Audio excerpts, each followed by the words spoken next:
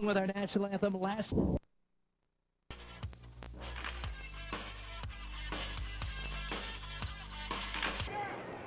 Game 3. They lead it 3-2. Nate Castillo. To the mound, Joe Kelly. To home plate, the designated hitter, Adam Eaton. I don't remember the last time he was the designated hitter, but he's the designated hitter in Boston tonight. The wind, and here's the first pitch from Fenway Park. Swung and a miss, strike one. We're underway. That is thrown at 6:12 Central Time. Game time temperature is 78 degrees, and the wind's really not a big factor here tonight. They say 13. The flag's barely moving in center field. Up at third, Sandoval for the bunt. Rest of the infield back. And the 0-1, a swing and a high fly ball. This is hit well to left field. Onto the track, at the wall. It's off the wall for extra bases, and then bounces past the center fielder, Betts. On the way to third, streaking there, diving, safe with a triple is Eaton. You know, you're supposed to have a home field advantage here against the Green Monster as an outfielder, and Betts is out there every day. He misplayed that one. You got to know when it's going to hit that wall, make sure you don't get too close to it. Hold it to a double. He allowed that extra base, did Betts, by getting too close. It caromed off the wall, warning track, then over his head. So that's a misplay for this being his home field. The wall in left field is the Green Monster. That's what it's known as. We're on the bottom part of that wall, or halfway up, at 37.5 feet, the top of that wall. Then you've got the bleacher seats in left field, and about 4 rows of those, or 3 rows of those. But you have the out-of-town scoreboard making a part of that wall. Here's a line drive down the right field line. That's a base hit. That's going to roll to the corner. A misplay and right. This could be another triple. Home walking Eaton. Saladino on his way to third. The game opens with back-to-back triples. Sox lead 1-0 here in the first. I don't remember ever seeing that, to be honest with you, for the White Sox. I don't remember seeing it for anybody. Back-to-back triples to start the game. Hello. The seats aren't warm in the Sox. That's our team. Lead 1-0. Here in Boston, they're known as the Sox. And I had a conversation with the fellow that coaches at Notre Dame about that. It says Red Sox on the front of their uniform, doesn't it? Yes, it does. What's it say on our home uniform? Sox. Okay. Yeah. By the way, that RBI is brought to us by the Village of Bedford Park. Relocate your business for success. Visit villageofbedfordpark.com. So a run home. Time to get some more. And here's Melky Cabrera. How hot has he been? Oh, he's been pretty hot. 5-game hitting streak, 10 hits. Kelly works from the first base side of the pitching rubber. Almost threw that one to the backstop. Hannigan, the catcher, jumped to get it. He saved a run. Well, you'd have to say, when you've thrown fastballs that's been hit off the wall and down the right field line for triples, all of a sudden you're not trusting your stuff this early. I don't blame him. No, I don't blame him either. His fastball has been timed as high as, 98 miles an hour, but it's straight. Yep. Kelly will look at third, and the 1-0. Cabrera swings a line drive to left field. That's going to send Ramirez back. That's off the wall. That could be extra bases. Cabrera heads for second. The throw for Ramirez. 2 triples and a double, and the Sox lead 2-0 after 3 batters. It's not as if any of these balls have been hit softly.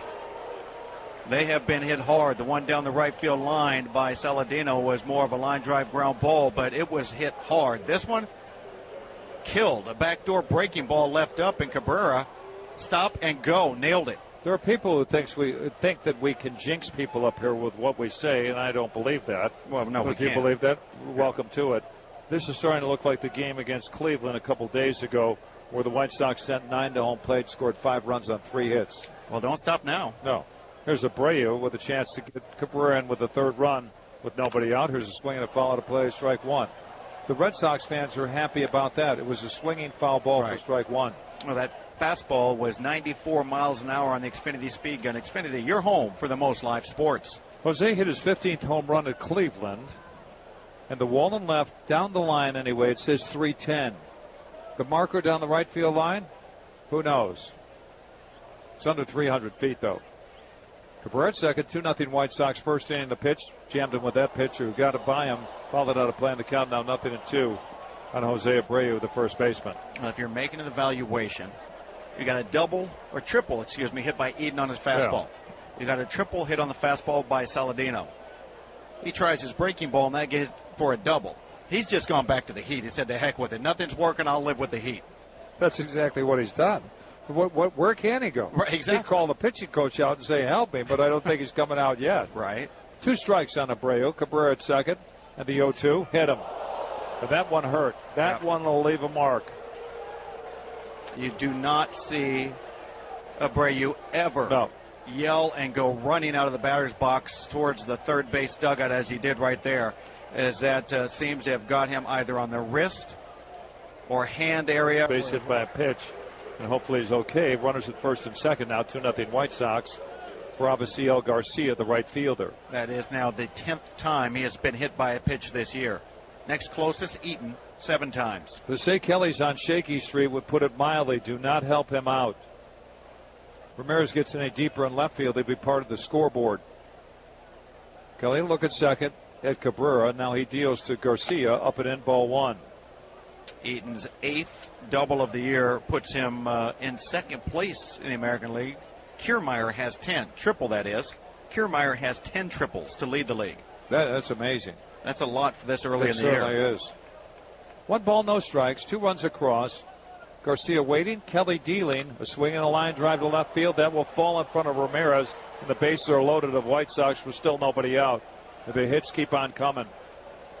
Well, that was a broken bat line drive, but either way it worked. You talked about it in Cleveland the first day, Darren. You said watching batting practice, and the guys were trying to hit home runs to right field. They were staying on the baseball. 4 games later, we had 26 runs. Well, the guys are swinging the bat more aggressively. Simple as that. They are hitting fastballs. That was a problem for this team all year long until the series in Cleveland. I don't know what's taken place. My question is, where was this in May or June? If April was a short month, I understand. And the reason I say I don't know what's taken place, because they've had the instruction all year long for them to get to the fastballs. Hitting coach has been telling that. Robin Ventura has been telling them. They've got the information. They know what to expect. They just, all the hitters had not gone out to catch fastballs. They're doing it now. So collectively, these guys have all decided, all right, that's it. We've had enough. And we're going to start turning on some fastballs, and they're doing it. Agondo warms in the Red Sox bullpen in right center. Bases loaded, still nobody out. Here's J.B. Shuck, the 6th man to bat, here in what is a 2-run burst, and the bases are loaded. Pitch to J.B. In there for strike 1. Did John Farrell go out there to talk to him? Because I couldn't tell the difference of him or the pitching coach. No, it was Carl Willis, the pitching coach. The fans give a mock applause to Kelly on a strike that was not batted. The 0-1 down and in, 1 ball, 1 strike. If you're in his spot, Darren, you have no idea of what you're doing right now, because everything that you thought you were doing right is turned into a hit or a run. Well, there's no way he can be standing out right now with confidence. Can't be doing it. He's just got to throw the pitches over the plate and hope they're hit at somebody. He works from the first base side of the pitching rubber, and this one tapped to the mound. Kelly has it, drops the baseball, no play, run home, 3-0 White Sox on the error by the pitcher. That was panic mode he was in. Yes, he was. We just talked about it. You know, he literally had a 2-hopper, 1-hopper that he ran 5 steps to his left, reached down, had it hit off the heel of his glove because obviously he was looking up instead of watching the ball into his glove. And then it almost looked like from there he was so dejected over the fact he didn't catch it, he looked around to see what should I do. And instead of just grabbing it, collecting himself and getting out at first base, he looked to home. He said, oh, I can't throw it there. All right. No, too late. I can't throw it anywhere. We talk about it oftentimes. If you're going to make a play like that, you can be fast, but not in a hurry. Here's the 7th man to bat with the bases loaded now. Ramirez, 3-0 Sox, and that pitch in the dirt. Nice stop by the catcher, Hannigan. He looked like a goaltender in hockey. Now, I don't believe that they will be giving Shuck an RBI there. And you can't assume, but a force play at the plate, you might be able to assume you that. have to have some kind of an idea that he's going to go home with the ball because he doesn't want it to be 3-0. Exactly. But they may have given him an RBI because the out, they're going to get him at first base. But, yeah, I agree with that. The 1-0, a swing and a ground ball. The second could be 2. Weeks has it, tags the runner, throws to first. That's 4 unassisted and 3 on the back end of that double play as Abreu comes home with the 4th run of the inning.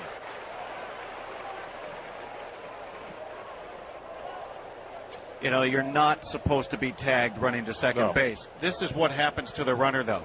That ball was hit, and J.B. Shuck, he was thinking he was going to be able to beat the second baseman Weeks. Yes. He was going to get there across in front of him before he could come in and be tagged. And when you make that commitment as a base runner, you've got a problem when he steps up real quick and now he starts to swipe tagging at you. It's too late for you to have slowed down, and that's why right there he was allowed to be tagged. Here's the 8th man to bat in what is a 4-run first inning. This is Tyler Flowers, and a pitch from Kelly followed to play strike one. I'll say this, the White Sox are not taking pitches. They're up there swinging the bat. 4 runs, 4 hits in this inning, also an error by the pitcher and a hit batter. They won 2 out of 3 from Detroit, and they won last night as Ortiz had a big night with a couple of homers. Runner at third, Garcia, and the 0-1. Close, didn't get the call. 1 ball, 1 strike. Yeah, I think right now anything close, probably not going to go in Joe Kelly's favor. We've been on this end of it also, where Kelly is, and it's not a flattering position to be in. Hannigan through the signs in the next one. Flowers swings and misses a slider. The count now 1 ball, 2 strikes. Tyler Flowers is going, oh, I didn't know he could throw that for a strike, as it was a painted slider on the outside corner and took a pretty good swing, just didn't try to get out there and hook that pitch. Kelly works from the stretch with Garcia at third. 2 outs in the 1-2 pitch to Flowers. A swing and a line drive. The first baseman's got it. Napoli made a nice play, and that was a rocket with a ticket to right. The Sox sent 8 to home plate. Score 4 runs, 4 hits, an error, and a runner left at third. Bottom of 1 coming up. White Sox lead here at Fenway, 4-0. Sox fans, it's Robin Ventura. Listen to every White Sox game here on The Score and the White Sox Radio Network. House. Bottom of 1, it's 4-0 White Sox. If you're just joining us, the White Sox sent 8 men to home plate. You have to understand this. This is something we saw in Cleveland, but we haven't seen this aggressiveness with certainly spots of it at times, Darren, but not as consistent as we have in the last, 4 in 1 inning now, 4 games in 1 inning. Well, that's a fact. All of our fans and followers know that. This has not been an offense that's been available to this team till now. And Danks with a fastball up is ball 1 to Mookie Betts, the center fielder. He's batting .262. Check that. Yeah, .262. 10 homers and 46 runs batted in. That pitch is a strike. 1 ball, 1 strike. He has been having a tremendous season. You mentioned those numbers. Also 24 doubles, 6 triples. He's only hit into 1 double play, 13 stolen bases. He's been their all-around player. Now that one's in the dirt. Was that the changeup? That was a changeup. That's 2 balls and 1 strike. Sox had a hit batter, hit Abreu. Did Joe Kelly with a fastball, and he's back at first base now like nothing happened. Oh, he was jumping around. The 2-1 to Betts. That's a strike, 2-2. Danks with that windup seems to be more comfortable right now than when he started that abbreviated windup. Well, or that stretch windup, as I call it. Whatever's going on, he's doing it with confidence. Here's a swing and a line drive left center field. Here comes Cabrera, not going to get it in the air. It bounces to the center fielder, J.B. Shuck. The Red Sox now are coming back. They have a runner at first, Mookie Betts, for Hanley Ramirez, the left fielder. Broke his bat with a fastball in after a fastball down and away. That's that pitch that pitchers cannot stand. You make a good pitch in, guy takes a big swing and muscles it over the infield. Yeah, I still hate that one. Yeah. I mean, I'm great that we get those, but you obviously want to favor somebody. Yeah. Here's Hanley Ramirez. His numbers jump out at you. Not the average so much, but the home runs. 268, 19 home runs, and 46 runs batted in. The infield plays for a double play ground ball. 4-0 Sox after a half inning. Now into the Boston first. Betts at first. Will run, but not in this situation. There's strike 1 from the Hanley Ramirez. He has been around the block, as they like to say. Is this his second tour of duty here with the Red Sox? I believe it is. We're going to check that in the media guide. I'm not sure about that. Yeah. You know what?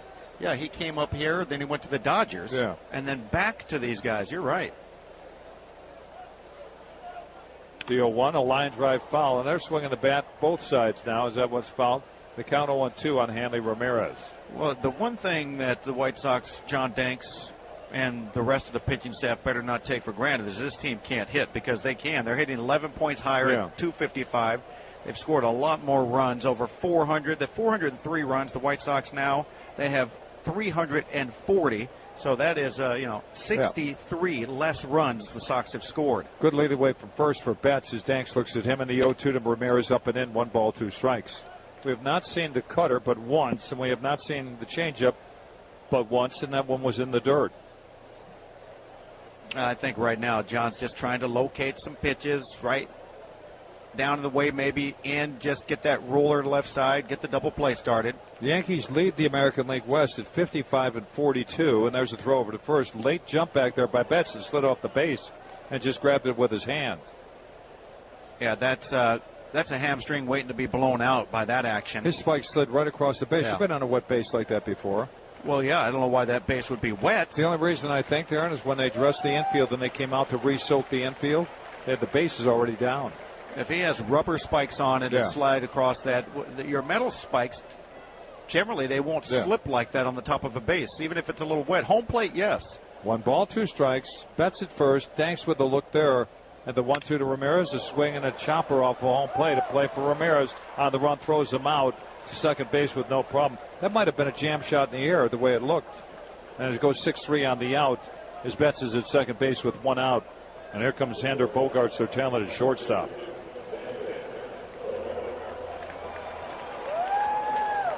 The games in Cleveland were one thing, but the games at Fenway Park, they are the priority right now. You cannot sit and say we won 4 at Cleveland.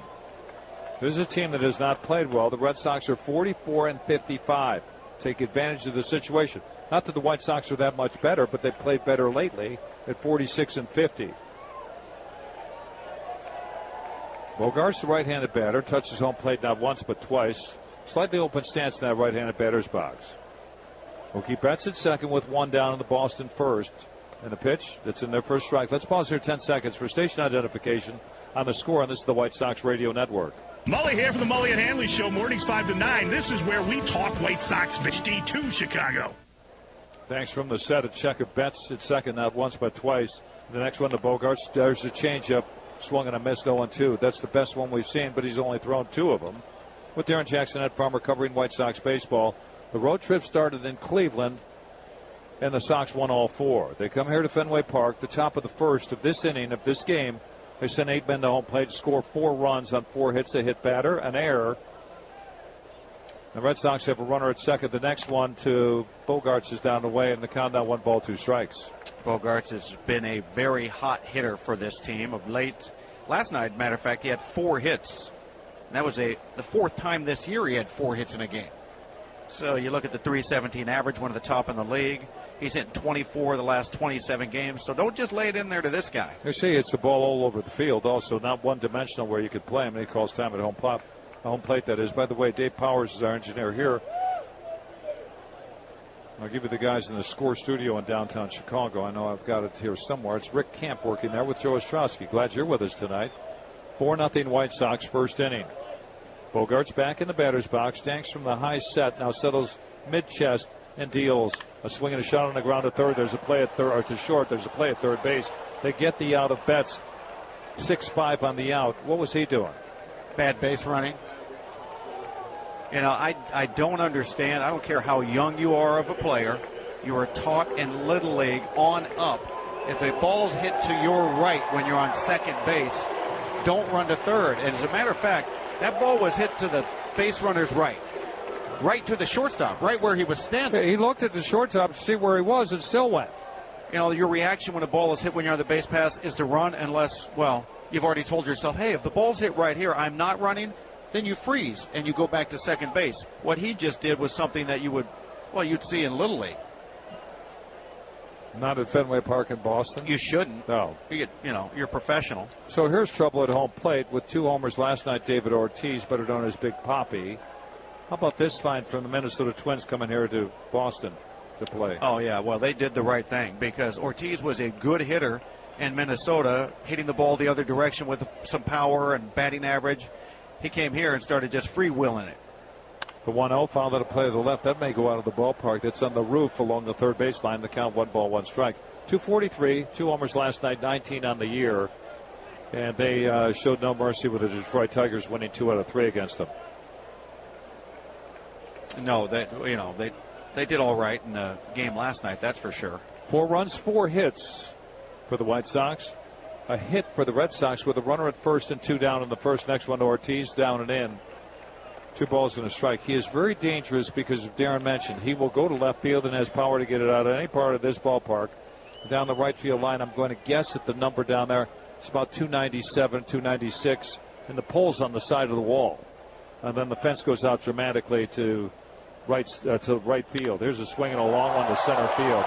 Shuck going back, wandering to the track, at the wall, looks up. 20 home runs for Ortiz. They get 2 back on 1 swing. It's now 4-2 White Sox. Well, you have a very hot hitter in David Ortiz, not missing that fat one right there to crush. Banks has not been giving many hits up or home runs to left-handers, but right there, David Ortiz with the 2 home runs last night, 7 runs batted in. He moved to 38th all-time with the 7 runs batted in last night in the RBI list. This one, straightaway center out of here. The deepest part of this ballpark is not straight up in center field. It's more right center, as the bullpen for the Red Sox makes up a corner out there at 420. Straight up in center field, the wall is probably 19, 20 feet high, but that's about 395 to 400 feet straight up. Not taking anything away from him. He killed that one. Here's Mike Napoli, the first baseman, 209 with 11 homers on the year. On the pitch to Mike, he swung on and fouled back. So the ball game is far from being over. Never suggested that. It's 4-2 White Sox. Time to get it out, get in the dugout, and start the assault again. It was the 486th career home run for David Ortiz. That's big. He also has almost 550 doubles. A 1-strike pitch to Napoli on the inside corner. Now it's 0-2 on Mike. First saw him with the Angels of Anaheim. Then I believe he went to Texas and then here to Boston. Hey, did he spend any time in Washington? That's a great question. I'm going to look that up. 2 strikes on Napoli. Dang's trying to get through an inning where Poppy has hit a home run. There's a swing and a foul tip. Flowers couldn't hold on. No. Talk about this all the time. There's no skill involved there. You either catch that or you don't. Goes in your glove. Yep. Now Napoli from Texas here. Remember there was some deal he made somewhere and then was out of it. Yeah, came here to Boston. Yeah, that's exactly right. 2 strikes on Mike Napoli. Infield plays back, outfield deep. And that pitch, inside corner, strike 3. Bat goes flying, helmet goes flying. He could toss it for that. He's gone. He threw him out of the game. The helmet hit the umpire. When you throw your equipment and it hits him, you're out of the game. Yep. John Farrell comes out to argue this, but Napoli has been given the door. See you later. At the inning, 2 runs, 2 hits, a 2-run homer by David Ortiz, and nobody left. To the second, 4-2 White Sox. With his all-star service and selection, 72 months, 0% APR, $13.89 per $1,000 finance for well-qualified buyers through Mazda Credit. Well, the White Sox have their 4-2 lead after 1 inning of work, so lots of fireworks and excitement taking place here at Fenway Park. Yes, White Sox scoring their 4 runs, 3 of them earned in their half of the first, and then 2-run home run off the bat of David Ortiz, who has 3 home runs in the last 2 games and 9 runs batted in. But right after that, Mike Napoli, he was none pleased when he got rung up on strike 3 on a fastball right there. Tossed his bat down at home plate, tossed his helmet, which took a bad bounce, and then all of a sudden it kicks back and hits the umpire in his shin guard, and the umpire said, "I'll have none of that. You got to go." And he tossed him out. Now Daniel Nava takes over at first base for Napoli. Well, he gave him the heave-ho, and I'm sure the intent wasn't there to hit the umpire with the helmet. It wasn't. No. But it still wound up off his shin guard. The only man that didn't bat in the first inning is leading off the second. This is the Menards home run hitting inning contest. John McCoy, I believe that's how you pronounce his name. And John, if it's not, I'm very sorry, but you're in line for a $1,000 gift card from Menards if the White Sox hit back-to-back home runs. Here in the second inning, brought to you by Menards. And friends, shop Menards for all your home improvement needs. Visit Menards and save a lot of cash. If the White Sox don't go back-to-back, John's going to get a $25 gift card from Menards. There's a swing and a high pop-up out of play to the left. That will go to the upper deck along the third base line. No, the middle deck. Fan over there is a souvenir. Sanchez has upped his batting average to .221. And he's looking to hit a home run in his 3rd consecutive game. Yeah, well, that would be something special for a guy that didn't have any big league home runs prior to that. From the left side, 242. That's been a journey. The 1-1. Inside corner, 1 ball, 2 strikes. He's on a 9-game hitting streak, longest of his big league career, 14 hits during that stretch. The home run that he hit on Saturday, when he got to the dugout, the players were sitting on their hands. They gave him the old silent treatment. And the 1-2 to Carlos. A swing and a bouncing ball to Weeks at second. Jamal has it, throws to first, and he's got him. The second baseman for the Red Sox takes care of our second baseman. 4-3 on the out, top of the order, and Adam Eaton.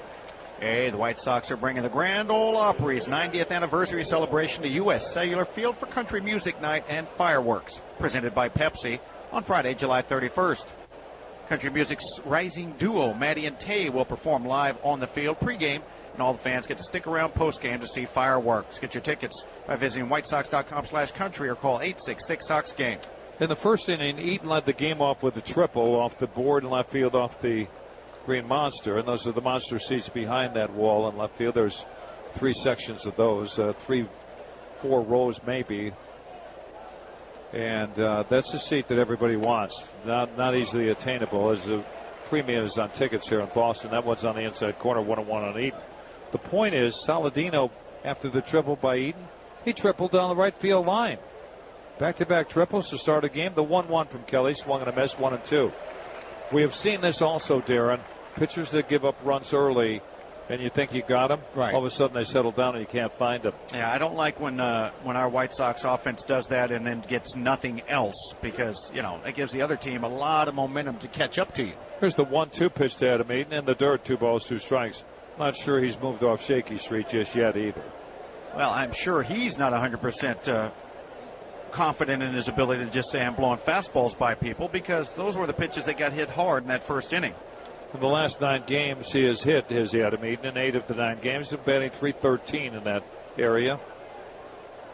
Triple and run scored today or tonight. The 2-2 pitch to Adam, followed a play to the left. That was a good pitch by Kelly, just spoiled it off. Well, so the Red Sox make a deal today with Victorino going to Anaheim. How much will that help them? Anaheim obviously feels they need to make some changes. They brought in Connor Gillespie from us. They get Victorino, so they need a left-handed bat in Gillespie and a switch hitter in Victorino. They're just thinking ahead. The 2-2. Another follow to play to the left. And when I say they're thinking ahead, they're looking at it. They started the day a game up on Houston. Yeah. And they must have felt they had a couple of weaknesses in order to continue to lead those Astros, who are still, doing very well. I didn't think that they'd hold on to their lead. I really didn't. But they're surprising me that they're going coming ahead. Back. Yeah, that they're still in that. 2 balls, 2 strikes on Adam Eaton. 1 out, bases clear, 4-2 Sox, and that pitch strike 3 on the inside corner. So Eaton gets the ring up for Tyler Saladino at 2 down. Well, that's going to give him more and more confidence as he's retired the last 5 that he's faced now. For Joe Kelly, that's his first strikeout. He's also hit a batter. Hit Abreu in the first inning. That turned into the 4th run. Actually retired the last 4, including a double play. A pleasant surprise, Tyler Saladino. I would say that would be an understatement. He's batting .308 with the triple in this game with 2 homers and 6 runs batted in. It's what he does at third base with the glove. Kelly's first one, a high fastball, ball 1. He wanted it, didn't get it. See, he tried to jam him with a fastball at 96 miles an hour, but if they're going to think about that path, he'll turn on him. He'll let him know, I can get to that. And the 1-0 to Saladino. That's a strike, 1-1. The ball comes out of his hand quick. Yeah. Out of Kelly's hand. But the movement, there isn't any there. It's just straight fastball. Not that that's not good. When you're approaching 100, I think that's pretty good. 1 ball, 1 strike. Saladino waits in the 1-1. Slider missed. 2 balls and a strike. And Hannigan, the catcher, held that for the home plate umpire, Toby Bauer. Last time the White Sox started the game off, back-to-back triples, 1954. I believe Carrascal, was it Chico? Chico Carrascal, yeah. And Fox. The 2-1, a roller to short, circled by the shortstop Betts to throw to first base. I should say the shortstop Bogarts. He gets him with ease. He's got some skills as Bogarts at short. A 1-2-3 inning for Kelly after he faced 8 in the first inning. Halfway through the second, 4-2 White Sox. We're Chicago guys. Talk 800 Xfinity. Boston's half of the second. Pablo Sandoval, the third baseman, leads it off. And Castillo and Hannigan to follow. Thanks gave up a 2-run homer to David Ortiz after the Sox sent 8 men to home plate in the first and scored 4 times. It's 4-2 Sox. Sandoval looking at pitch one, knee-high strike, 0-1. After Sandoval, as I mentioned, Castillo, Hannigan. If one reaches, then we'll see Jamiel Weeks, the second baseman. 0-1 inside, too high, 1 ball, 1 strike. What we have not seen is the change of speeds that much from John Danks. He's staying predominantly, Darren, with a fastball. I don't know what Ortiz hit out either to center. The 1-1, a high fly to play to the left. You know, when we were talking about the pitchers matchup in the pregame show with Chris Ranji, one of the things that I mentioned is he's thrown a high percentage of changeups lately. And yes, the smart thing for pitchers to do is to change that program next start. Don't do the same thing because the hitters know about it. The former Giant waits in the pitch, a swing and a bouncing ball to Saladino at third. He's got an hour to throw across in time to get Sandoval. 5-3 on the out. You know, Tyler had a lot of time, but it wasn't for lack of hustle. No, because he was running hard. Sandoval runs hard. What happened there, Darren, he pulled off the baseball, and it looked like he was falling towards the Fenway Park Boston Red Sox dugout along the first baseline. That's what I thought. By the way, those are the farthest dugouts away from home plate in the league. And so if you strike out, you've got a long walk of shame. We were talking about historical places to play. This was my favorite to play in, Fenway Park. Fans are on you, knowledgeable, but they're still on you. Here's Castillo just up from AAA. 230 for Rusney with a home run and 6 runs batted in. Yeah, Yankee Stadium for me and Fenway Park were places that I just went, wow. The 1-0 in. 2 balls, no strikes. Wrigley Field. Oakland's starting to be one of the oldest parks also, the Coliseum. Dodger Stadium. Yeah. They might have to redo that one. Here's the 2-0. Castillo looks at ball 3. This is the 7th place hitter. And at 2:30, go and get him. And I'm sure Danks is trying to do that. 4-2 Sox here in the Boston second. And there's a strike. 3-1 now. Castillo wears a shin guard on his left leg. Taps home plate once, adjusts the batting helmet. Slightly open stance in the right-handed batter's box. Lefty John Danks deals the 3-1. A swing and a foul just below our booth. 3-2 now. Have we got one up here in the last 3 or 4 years? No. Matter of fact, we haven't had one anywhere in the booth for a couple of years now. Yeah. Well, we're safe. Just remember, it comes up here. You stay over there. Absolutely. Yeah. You're on your own. No problem. Thank you. And the payoff pitch from Danks to Castillo, he walks him.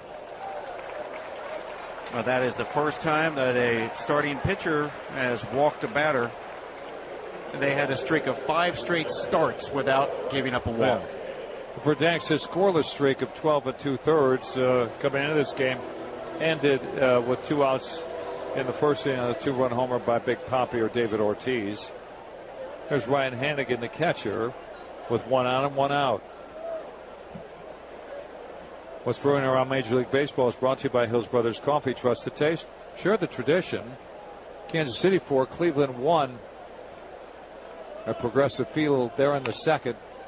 There's a strike on the inside corner to Hannigan. Other scores, well, there isn't one. Detroit's at Tampa Bay down there in St. Petersburg, Florida. No score there. And Baltimore and Atlanta playing to the third at Camden Yards, scoreless. Milwaukee at San Francisco later. Banks looking for a double play ground ball. Pitch to Hannigan, late on that pitch, 0-2 now. We've talked about, for John, 90, 91 mile an hour fastballs are plenty to be successful. It's just what sequence are you using it in? Yeah, and could join that with this changeup, which, you know, you mentioned Scotty reports. They're going to look at that thing deeply and examine his change. 2 strikes on Hannigan. Here's a swing and a line drive to left. Sends Cabrera leaping at the wall. It's over his glove and off the wall. Around second on his way to third with no problem. And there goes Hannigan into second with a double. They have runners at second and third with only 1 out as Hannigan lined one over the head of Melky Cabrera and left off the monster scoreboard. Yeah, good effort for Melky. It's always difficult for guys to come into this ballpark and feel comfortable going back against the Green Monster, but he took a good angle, went straight back, gave the jump, and it was just out of his reach. Might have been right off the tip of his glove. Shuck over there where he should be. He would have had to play at second, but he looked to the lead runner first and said, let me see if I can get him at third. He couldn't. Then he looked to second, and it just made it a little too late. Well, here's Jamiel Weeks, I should say, the second baseman. He's only been here for a short time. He's 1 for 1 from the right-handed batter's box, 0 for 1 from the left. Red Sox could tie it on a base hit. They have runners at second and third in the pitch. Weeks takes strike one high. That was a high strike. And Weeks, 49 games in AAA, was just a 207 hitter, but he had 11 doubles and a home run and a couple of triples. So he's got some pop in the bat when he does make contact. Runners at second and third. And the 0-1 is swinging a line drive up the middle. Sanchez has it. Jumps, throws to first. Got him. Run, scores. That's a heck of a play by the second baseman, Sanchez. And the Red Sox are 90 feet away from tying it. They have a runner at third. It's now 4-3 White Sox. Yeah, that was a great play by Sanchez. Behind second base, backhand grab and a quick jump in the air and throw in mid-flight back to first base. That's our Allstate Good Hands play of the game, sponsored by our Allstate agent Jack Hallberg in Chicago. Start being protected today. Call Jack Hallberg at 773-233-8866. Chicago's own Good Hands. The dynamics of the pitchers so far. Well, Kelly was on shaky street in the first. His 8-man batted, scored 4 times to the White Sox. Danks gave up a home run to Ortiz with a man aboard. And now he's given up a run here in the second. A base hit makes it an even game, or a misplay by the White Sox with the catcher Hannigan at third and 2 down. 1 ball, no strikes on Mookie Betts.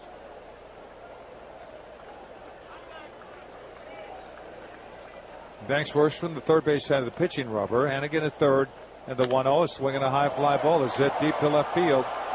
Looking up at the wall. It's off the wall. This is extra bases. We're tied at 4. Betts streaks for second. He makes it with a run-scoring double. Well, he is a very good leadoff hitter for these Red Sox. He's now driven in 47 runs. He's 2 for 2 tonight, halfway to the cycle. And you look at the guys in this lineup and how many runs they've driven in. Bogarts has got 47, along with the leadoff man Betts. 46 for Hanley Ramirez. 35 for Napoli, and the team leader is David Ortiz with 56. Kelly has showed the White Sox if they're going to hit him, he's going to pitch in. Evidence when he hit Abreu in the first inning. Yes. Danks has not established in yet, and he's paying for it. And he's got good stuff tonight, too, Johnny. Well, this is a good hitting team. It's not like they were going to be shut down just because we scored 4 runs. No. That pitch, outside, ball 1. This Hanley Ramirez, the left fielder, 0 for 1 with a ground out to Ramirez, the shortstop. And, you know, when it comes down so much to for John Danks to be successful is how he matches up against a particular kind of lineup. You know, if it's a team that's balanced, hitting off-speed stuff or hitting fastballs, it's going to be a tougher night for him. Ramirez swings at this one, fouls out a play to the right. You hold your breath on balls hit down the right field line when you're pitching, because you don't think it's a big thing until you see the pole, the foul pole on the side wall. And then the fence almost goes back directly. There's a little curve in it, but not much. And it's under 300 feet. I've seen him slice around that pole where you go, are you kidding me? I mean, you might be able to throw it from home plate over that little part of the wall now. 1 ball, 1 strike, the 1-1. Ramirez is swinging a ground ball the second, 2 hops. Play for Sanchez. He's got that, and he's got him. And Ramirez ends it on a grounder. They do get well to the Red Sox here in the second. A couple of runs. Started with a 1-out walk and 2 doubles followed. To the third, we've got a new ball game. We're tied at 4. If you're a fan of emulator. Sox at one point led this game 4-0. Red Sox 2 runs in the first, 2 in the second. We're in the third, and the game is even at 4. And this is the 3rd inning. It is the 3rd inning, Ed. Thank you for pointing that out. The 3rd inning is sponsored by the Village of New Lenox. Whether you're building a new home or building your business, New Lenox is the place to be. So for the White Sox here in the third, Melky Cabrera, then Abreu and Garcia to follow. Start the line moving again. And Kelly into the wind and the delivery. Breaking ball over for strike 1. He has found that he doesn't have to throw his fastball on the first pitch. Getting his breaking ball over, then he pitches left-handers in with a fastball. We'll see what he brings on 0-1. On the 1 strike pitch, fastball swung and a miss. That was up and out over the strike zone. Let's pause here 10 seconds for station identification. This is the score on the White Sox Radio Network. Boers and Bernstein, afternoons 1 to 6. We talk White Sox baseball and cover all Chicago's teams. This is WSCR and HD Chicago and WJMK HD2 Chicago. The 0-2 pitch held by Hannigan. The ball was shoulder high just about. 1 ball, 2 strikes. Alongside Darren Jackson, Ed Farmer, Fenway Park in Boston, the Sox sent 8 to home plate in the first, scored 4. Red Sox roar back with 2 in the first and 2 in the second. We're even at 4 here in the third. The 1-2 is in the dirt to Cabrera. 2 balls, 2 strikes. Dave Powers is our engineer here at Fenway. Joe Ostrowski and Rick Camp work the board in the score studios at downtown Chicago.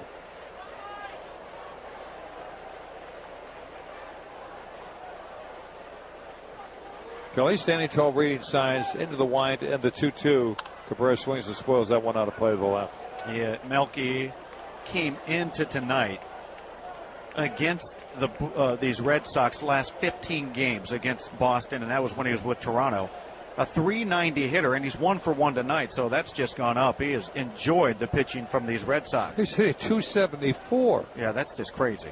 Here's the 2-2 to Melky. Inside, 3 balls, 2 strikes. That was the one he didn't want to make a mistake with that you talked about earlier. Yeah, for Melky to be where he is now, man, I could just go through my book and look back a few weeks. Well, yeah, you may not have to go that far back. 3 balls, 2 strikes on Cabrera. And the 3-2, a line drive to left that's going to get down and hit and spin to the wall in left field. Ramirez plays it on 1 hop. Cabrera's sliding, diving for second, dives in, and he is safe at second base. Had to wait for the second base umpire to make the call. That's Adrian Johnson. That was a lot of hustle by Melky right there. The throw, if it's anywhere close to the bag, he's out. Absolutely. That was very risky, as basically the ball was in the left fielder's glove while Cabrera was just getting around first base. He should have been thrown out. An accurate throw out easily, but that ball thrown toward the right field side out of second base gave that angle for Melky to dive around the effort of the second baseman. He adds another double, and to that .274 average, it's on the rise. The go-ahead run at second for Jose Abreu. Hit by a pitch the first time up. Kelly, a long look at second, now pitches to Abreu, ball 1. Darren, he did something unusual there, did Kelly. He looked at the runner at second while he was into his delivery going home. Yeah. Didn't pick the target up first. It's always better if you look to where you're going. And if I'm at home plate, I don't feel real good. Because it could go anywhere. Well, especially if you hit me the last time. Right. He's been hit once. Trust me. You have to block all that out when you're trying to hit. Who cares if you've been hit? You got to say, now I'm hitting him. Here's the 1-0 to Abreu in the dirt. 2 balls, no strikes. We punched them in the first inning. They countered with 2 punches in the first, getting 2 runs in, then 2 punches in the second to get even at 4. It's time to deliver a knockout blow with a home run. Looking back to June 21st, Melky Cabrera was hitting .236. So a month ago. With a lot of at-bats. Yeah, yep. So, I mean, he's hitting, upwards to close to .280 now. Hitter's count of 2-0. We'll see what Kelly brings. No outs, runner at second. And the pitch foul back. Beat him with a fastball, looked like. Yeah, but you've got a situation now where Abreu's trying to drive the ball the other direction to move the runner along. Yeah. So it's going to give the illusion that he can't catch up to the fastball. That's just not the case, because we saw in Cleveland he was turning on stuff. How about that wrist? Yeah, it's not bothering him. I can tell by that swing. Whatever pain he felt initially, he's wrapped up in that wrist really tight now. You can see that. 2 balls, 1 strike. Cabrera inches to a slightly larger lead from second. There's a check swing. He went around and done a breaking ball. He was committed to the fastball, did not make the adjustment. Yeah, sometimes as a hitter, when you're getting a fastball and fouling it off the other way, you trick yourself saying he's coming back with that fastball. Yeah. He doesn't think I can catch up to it. So all of a sudden you make that commitment to the pitch.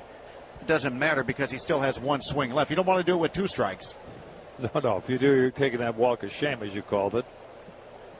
Another thing about that, you're walking downhill also.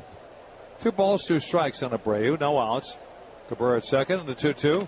Fastball high, 3 balls, 2 strikes. You can see arm-wise why Boston would want Joe Kelly. No question. Because he can bring it. His breaking stuff to this point hasn't looked that dynamic to me, though. No, he hasn't. He's thrown 1 slider and one went, that was on the outside corner that had late break. We'll see what he brings on 3-2 to Jose Abreu. The pitch is swinging a line drive right center. That's down. That's going to score Cabrera. Abreu has a run scoring single. So the Sox took a punch in the second. They come out here swinging into the third. A double followed by a single, and now lead 5-4. Yeah, everything has been changed. When you're pitching now against this particular part of the lineup, you've got hot hitters. From the top of the lineup, Shuck's not been in there, so he's a guy that, you basically are saying, well, you don't know what you're going to get. And we do have Avi Garcia, who had a base hit in the first, who came into this game having hit just 184 with 1 run batted in over the previous 14 games. He's been cold. I will say this also. When you look at the team now, this is probably not the statement that has any credibility to it whatsoever. They're actually having fun. Right. Well, you spell fun, W-I-N, as far as we play baseball. So they're having a good time. There's Garcia following that one on a play for strike one. When you're leading after a half inning, 4-0, there's no sourpusses in that dugout. That's a fact. Well, it can become a sourpuss if you look up and you're trailing all of a sudden. You're like, what just happened? What happened? Or you can all of a sudden get your backs up a little bit and go, wait a minute, no. We're not having that. Let's go get this back. No outs, a run home. Garcia the first time up a single to left. Kelly's pitch, broken bat pop-up foul over the dugout of the Red Sox. A look there by Nava, the first baseman, and he'll need a new baseball bat. Yeah, that base hit he had in the first inning broke his bat, so he's already on bat number 3 in this game, in his second at bat. We may have to call Louisville. That's a fact. He's got a little time, so here's a reminder, Sox fans, Saturday, August 1st, come see the White Sox host the Yankees at 6:10 p.m. First 20,000 fans will receive a Scott Pasednik World Series moment bobblehead presented by Wintrust Community Bank. He's got that spot out in Orland Park, the hitting clinic also, Scott Pasednik, on August 1st. The Bull Sox Academy will be out there. One out to see Scott and have your youngster get some fine batting ideas about what to do. That one's down and away. 1 ball, 2 strikes on Garcia. I like what Smoltz had to say, part of his enshrinement speech yesterday. Because I played all the sports. My dad wanted me to play the accordion. Yes. He goes, Hall of Fame, basically. The 1-2 pitch, Garcia fouls this one on a play to the right. You have people coming up to you, as I do, asking about, these travel teams. Yeah. Guys are playing, kids are playing one sport year-round now and all that stuff, and they've asked me about it, and I said, hey, look, if you've got talent, you don't need to play it all year long. It'd be exhausting, and if you start struggling at it, then you don't want to do it anymore. It's too tiring. Baseball, basketball, football, the sports that we all played growing up. The 1-2 in the dirt, smothered by Hannigan. So that's why we have the Bull Sox Academy. You go out there, you can teach the kids how to play baseball and basketball with Larry Stewart on the basketball side of it, and they get the best instruction. But the point is that you should, to me, and Smoltz was talking about this. Yes, he was. There's such a thing as, variety. Yes. Letting your kids kind of learn and see other things. Yes. If you're just choosing one sport, if your kid's got talent, they don't need to play year-round. Just get them the right instruction, and they'll be fine once the season starts again. And have a good time playing. Yes. I mean, it's not always about winning, although here at the major league level, that's what we want to do. Yeah, well, I guarantee the minute these guys get home when the season's over, most of them take just a little break, and then they start training physically, their weight training and conditioning stuff, but they do not want to play baseball. They're ready to stop. The only time we want to play baseball is when we're going to the Fall Classic, and to get there, the playoffs start. I'm talking about once the season's over. Exactly, yes. I mean, other than that, guys they definitely covet the break. Well, there's no question. You're playing 162 games, but you're playing for that spot to go, as we did in 05. The 2-2 pitch, a high fly ball, playable in center field. A stutter step by Betts, now moves back, camps under it. Mookie makes the catch. Sabrera went back to tag. Not going to make it to second base on that. That's the first out. A run home for the Sox here on the third. They lead 5-4. And the home plate goes to center fielder J.B. Shuck. I was thinking about, we were talking about that fence drill to improve your hitting the other day. Yes. And I'm not going to revisit that now, but there's something that we did when I played over in Japan that never did it here in the States. But it was another way to get you to have a good swing, soft toss on the field. Most guys do soft toss in the cage and into the fence and into a net. You do it on the field, and you get to see the ball come off of your bat and what it's doing. You want that backspin on it, and it makes a difference. Shuck waiting in left-handed batter's box. Sabrera at first. The pitch to J.B. high and outside for ball one. I'll say that Kelly's delivery. He is full action out there. The shoulder flew out on that because he wasn't on time with his arm slot or his delivery. That's why he's missing high and away to left-handed batters. That's one of the reasons. That cap that he's wearing with the B on the front for Boston, that is saturated with perspiration right now. We're in the third. 5-4 Sox. The pitch. A snap throw to first base. Hannigan tried to throw it behind the runner, Abreu. I was waiting for the umpire to call that. 1 ball, 1 strike now on J.B. Shuck. You put that play on because you like to show off you've got a really strong arm. And you've got a left-handed batter up there that's shielding you from the base runner maybe seeing you throw over there. But Abreu's not going to get a huge secondary lead. You're not going to pick him off in that situation. At least you better not. A run home, 1 out. 1 ball, 1 strike on J.B. Shuck, the Buckeye, and that one's in too close. The count 2 balls and a strike. You can pitch in there, but you must pitch in for strikes in this ballpark. Just because you're pitching in, you're not throwing strikes. That's not good either. You know, so many left-handed hitters have made this their own personal playground when they play for the Red Sox, just peppering that left field wall with base hits, staying inside the pitches instead of trying to pull stuff down the short porch here because it's deep down to that 380 area straight away right.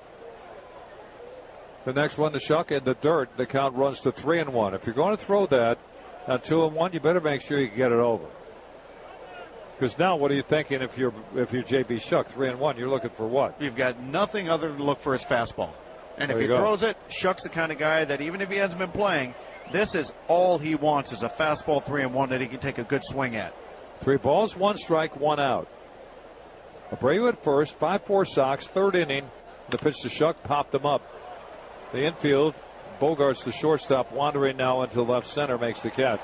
And that was the 3-1 fastball. Yes, it was. Just Shuck unable to do anything with it. That was up, and it was 95 plus. Yeah, but you know, guy that plays more, and he's getting a start here today. You might be able to figure that one out a little better, a little shorter, compact swing. But I never want to mess with his. No. With the way that he goes about things, because he is on point with everything. I'm going up there. I'm going to swing the bat. You're going to have to get me out. And how does he run to first base on a routine ground ball? Well, he plays the game right. But, it's hard to keep your timing when you're the guy with the least at-bats at this point of the season. And even though he gives us good at-bats. Here's Ramirez, 0 for 1 with a double play ground ball. The pitch to Alexi, strike called. When the Red Sox bat in their half of the 3rd inning, it's 3, 4, and 5 with Bogarts, Ortiz, and then Daniel Nava. There was Napoli. He threw his helmet and hit the home plate umpire. See ya.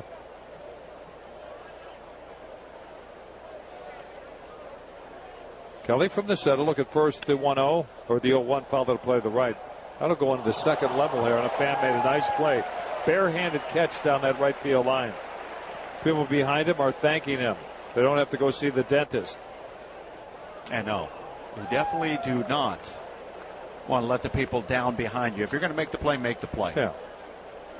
0-2 and room to work for Joe Kelly. Abreu got Melky Cabrera in with a base hit to give the Sox a run across here in the 3rd and lead 5-4. And Kelly's 0-2 pitch way outside. That looked more like a cutter than a slider. Well, if it was 96 miles an hour. 1 ball, 2 strikes.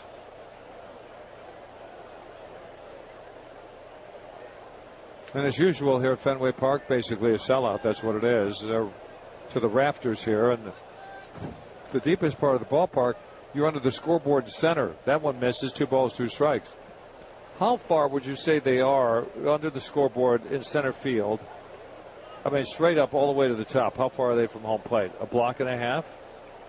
Oh, that's a seat that if somebody was giving it to me, I go, you know what? I'm going to stay home watching on TV. That is just way out there. Even count of 2 balls, 2 strikes on Ramirez. Abreu at first, the 2-2. That's in the dirt, 3-2. When he knows they're not swinging, he actually throws better pitches. Like on 3-2 or 2-0, yeah. He throws better pitches.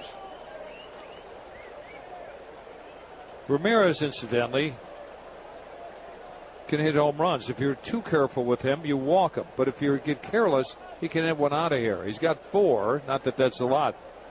But his average is at 230 also. Abreu runs in a 3-2. Struck him out swinging. So Kelly has notched his 2nd strikeout. He gets Ramirez.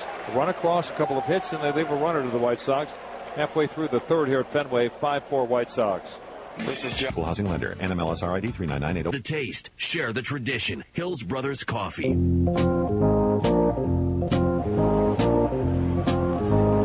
The White Sox lead this one 5-4, and we are in the bottom of the 3rd inning at Fenway Park. John Danks gets that cushion back. Let's see if he can hold on to it. As Red Sox, they scored 2 in the first, 2 in the second. White Sox 4 in the first, one more in their half of the third. And it's up to John in this inning to stop the flow of runs and put just a little bit more confidence in what he's doing out there. Let's say that. That pitch in there for strike one. This is Xander Bogaerts, so talented shortstop. Reached on a fielder's choice is the runner that was at second, headed for third, and didn't work out so good. He was out on a ground ball. And then he was at first and scored on a Poppy's home run. There's a backhanded one-hop shot to first, a run to first base. He's out. They may review that one. Abreu had a slide there into the bag, and so did Xander Bogaerts. Whoever got there first is out, or whoever got there first is safe. They may review that. Well, right now, they're not going to review it, as the first base umpire, Doug Eddings, seems to have gotten this one right. And you're right.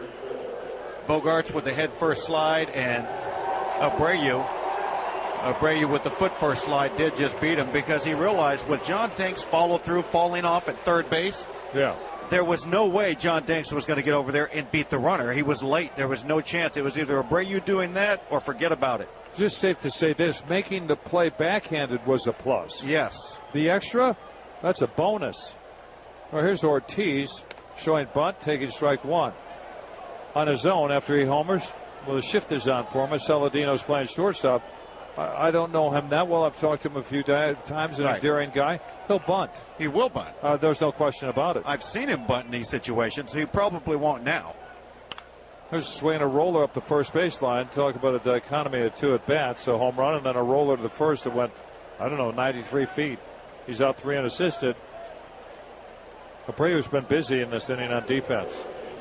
4 pitches, 2 outs to him. Hey, he'll take it. He likes to be involved. Really? Yeah. You play defense when you have a glove on, and he's, he's good with that glove. Yes, he is. He has no problem saying, I'll show you I can run too a little bit. He had to put his speed on to beat Bogaerts to first. Here's Daniel Nava. Napoli batted in this position in the first inning, but was called out on strikes. Threw his bat down and threw his helmet, and the helmet bounced up and hit the home plate umpire, Toby Bauer, and he got thrown out for throwing his equipment and hitting the umpire, and Nava just took strike one. Nava 156 with 7 runs batted in. Danks trying to make it a 1-2-3 third. Sox leading by a run at 5-4. That one missed down and in. 1 ball, 1 strike. When the White Sox bat in the 4th inning, it's 8-9-1. Flowers, then Sanchez in the top of the order with Adam Eaton. The 1-1 to Nava, swinging a fly ball deep center field. Sprinting Shuck on the run, reaches up, makes a stumbling one-handed catch in front of the warning track, and then to the bullpen he goes. That's one heck of a play by J.B. Shuck. Indeed, they go 3 up, 3 down. Danks has retired the last 4. 3 complete, 5-4 White Sox. It's the Spiegel and Golf Show. Passionate baseball breakdown and more. 9 a.m. to 1 on 670 The Score. The whole town's talking about the Webb boys. I'm John Webb. Packy Webb Ford scours the area for quality used cars and trucks, and the best become Webb Gems. View our Webb Gem inventory at Ogden and Finley and Downers Grove or at PackyWebFord.com. Hey, Jake Dick and John Leinenkugel here. Hi there. Yeah, that's John. We're beer casting about the beer that says summer like no other. Leinenkugel Summer Shandy. Tastes like summer. Dick, tell everyone what a shandy style is. The shandy is from the Germans. They were the first to do them, and back then they called them Radlers because it was beer mixed with a little something extra. A little bit of either ginger ale or a white soda. Yeah, and we wanted to make our shandy so it tastes like summer in a bottle. So our Leinie Summer Shandy is crisp beer with the natural flavor of lemonade. Is there a special occasion where you drink a lot of your summer shandy? I love baseball, you know that, and love to go to games, to be with good friends and enjoying beers like Summer Shandy with a gourmet hot dog. Are you kidding me? What a pairing. What are some other pairings? You know, grilled fish. Can't go wrong with that. I grill a lot of chicken, and of course our dad was Chicken Master. To hear all about Leinenkugel Summer Shandy, look for the Leinie's Beercast on our Facebook page. Jacob Leinenkugel Brewing Company, Chippewa Falls, Wisconsin. Please enjoy Leinie's responsibly. Tailgate with the White Sox Radio Network and 93 XRT Sunday, August 16th, starting at 11 a.m. on 35th and Shields. Enjoy samples, play games, and more at this free tailgate with Master of Mix's Loaded Bloody Mary Mix, Hudsonville Ice Cream, U.S. Bank, O'Reilly Auto Parts, Pepsi, and Outback Steakhouse. Baker's Pizza, they lay it on thick.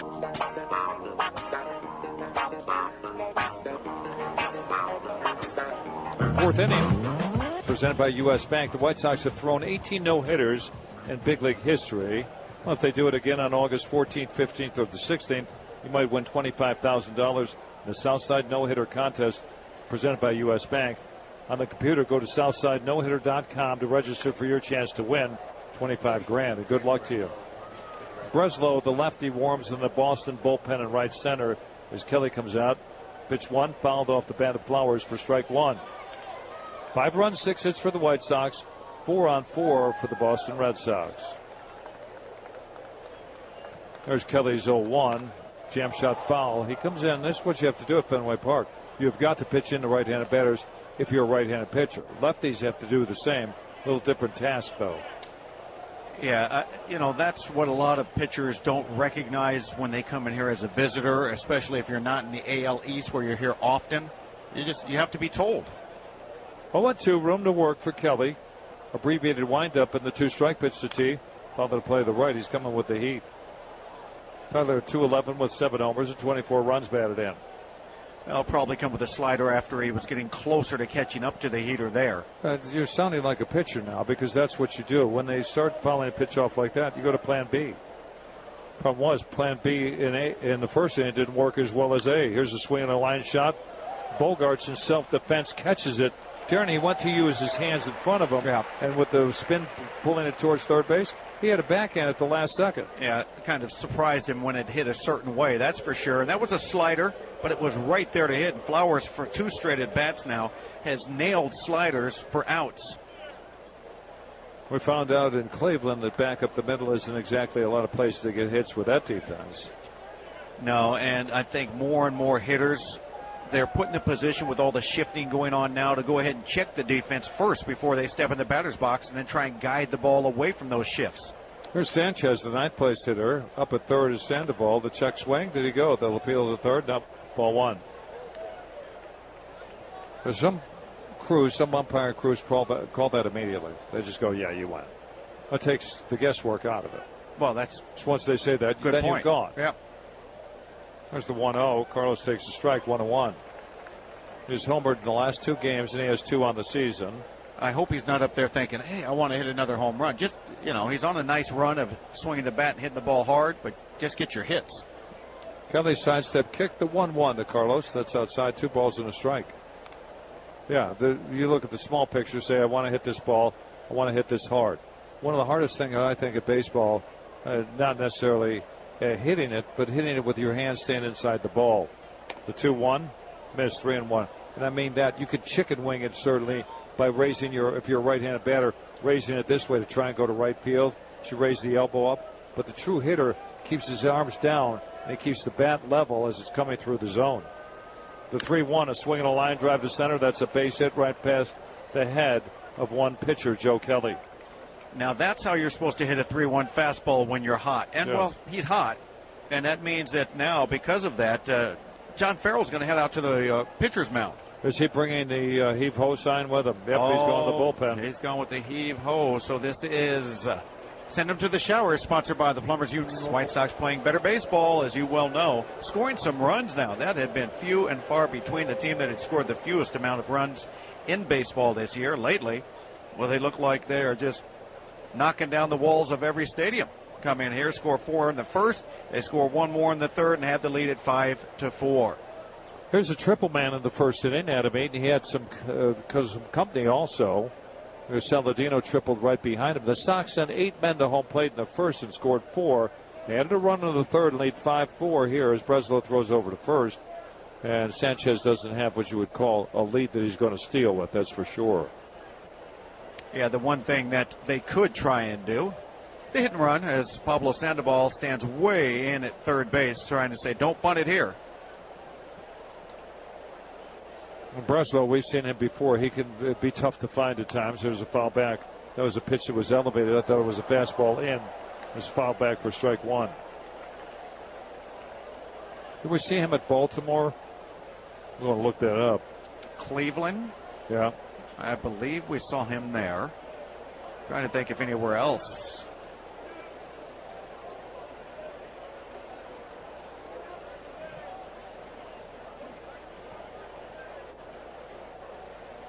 A look at first in the 0-1, a swing and a fly ball left center field. On the move, the center fielder Betts reaches out, makes the catch. Oh, he robbed them of a double at least. What a play by Mookie Betts, the center fielder. There was no way Ramirez was going to come within 20 feet of that fly ball. Oh, no, that's Mookie's ball all the way, if anybody's. And it's a tough play for Betts because it's slicing away from the center fielder. And a full speed reach out as far as you can, backhand grab just when he was stepping onto the warning track in left center field. That's just as good as it gets, especially when you see an outfielder never with the opportunity to slow down. I mean, it's just either you're going to catch it, you're running as fast as you can, or you're not, and it's going to be at least a double. Breslow went to Yale, graduated from Yale University 2002 with degrees in molecular biophysics and biochemistry. Named the smartest man in baseball by the Wall Street Journal. Did they talk to everybody? Well, I just kidding. I don't know. I mean, I doubt I'll give that. him that. I don't think that's. I don't think those are electives that he was taking either. He went for the gusto. So 2 outs, runner still at first, and there's the throw over to first base. Yale. Breslow's collegiate career and his first year with the Brewers organization are partially discussed in the book Odd Man Out, a year on the mound with a minor league misfit. Uh-oh. And when the Saladino out in low, ball 1. Well, I mean, just because he's smart, he's a misfit? I don't, I don't think there's a lot of guys that are going to have a conversation about the combination of biophysics and biochemistry, do you? I'll be honest with you, he'd probably have to dumb it down a little bit for some guys, okay. At that level. It's like, hey, I like cards too. There's the 1-0, a swing and a bouncing ball off the end of the bat for the second baseman Weeks. He'll take the out at first. 4-3 as the runner on first, Sanchez, stopped. And that's going to be it for the Sox. No runs, 1 hit. The Sanchez singled to center. And 1 left. Bottom of the 4th coming up from Fenway. It's 5-4 White Sox. Chicago.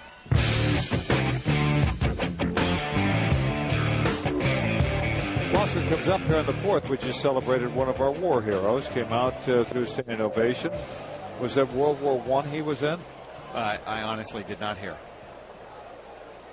I'm going to give him at least 1, maybe 2. He was probably in World War II.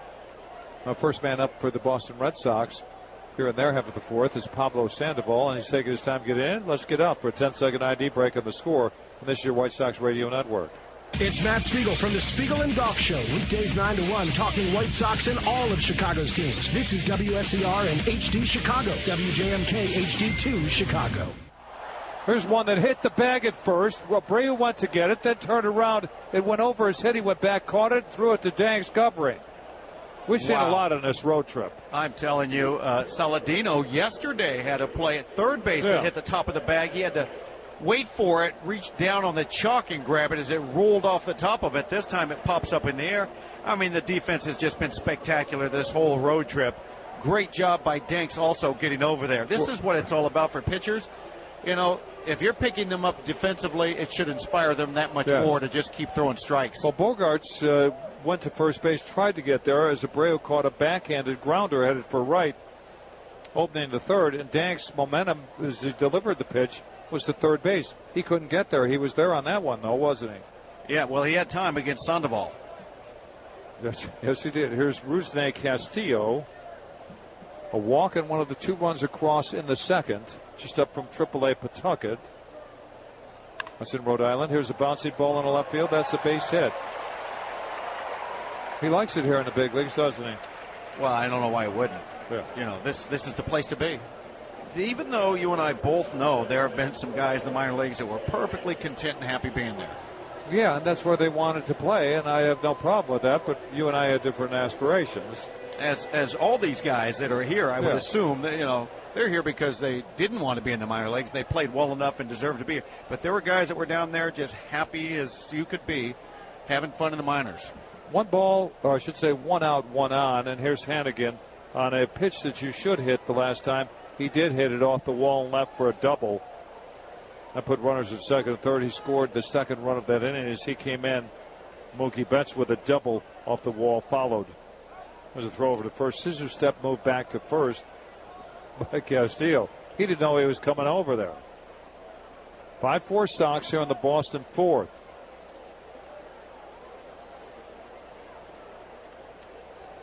give you the final line on Joe Kelly, who started for the Red Sox after the next pitch. This is where you have to pitch in.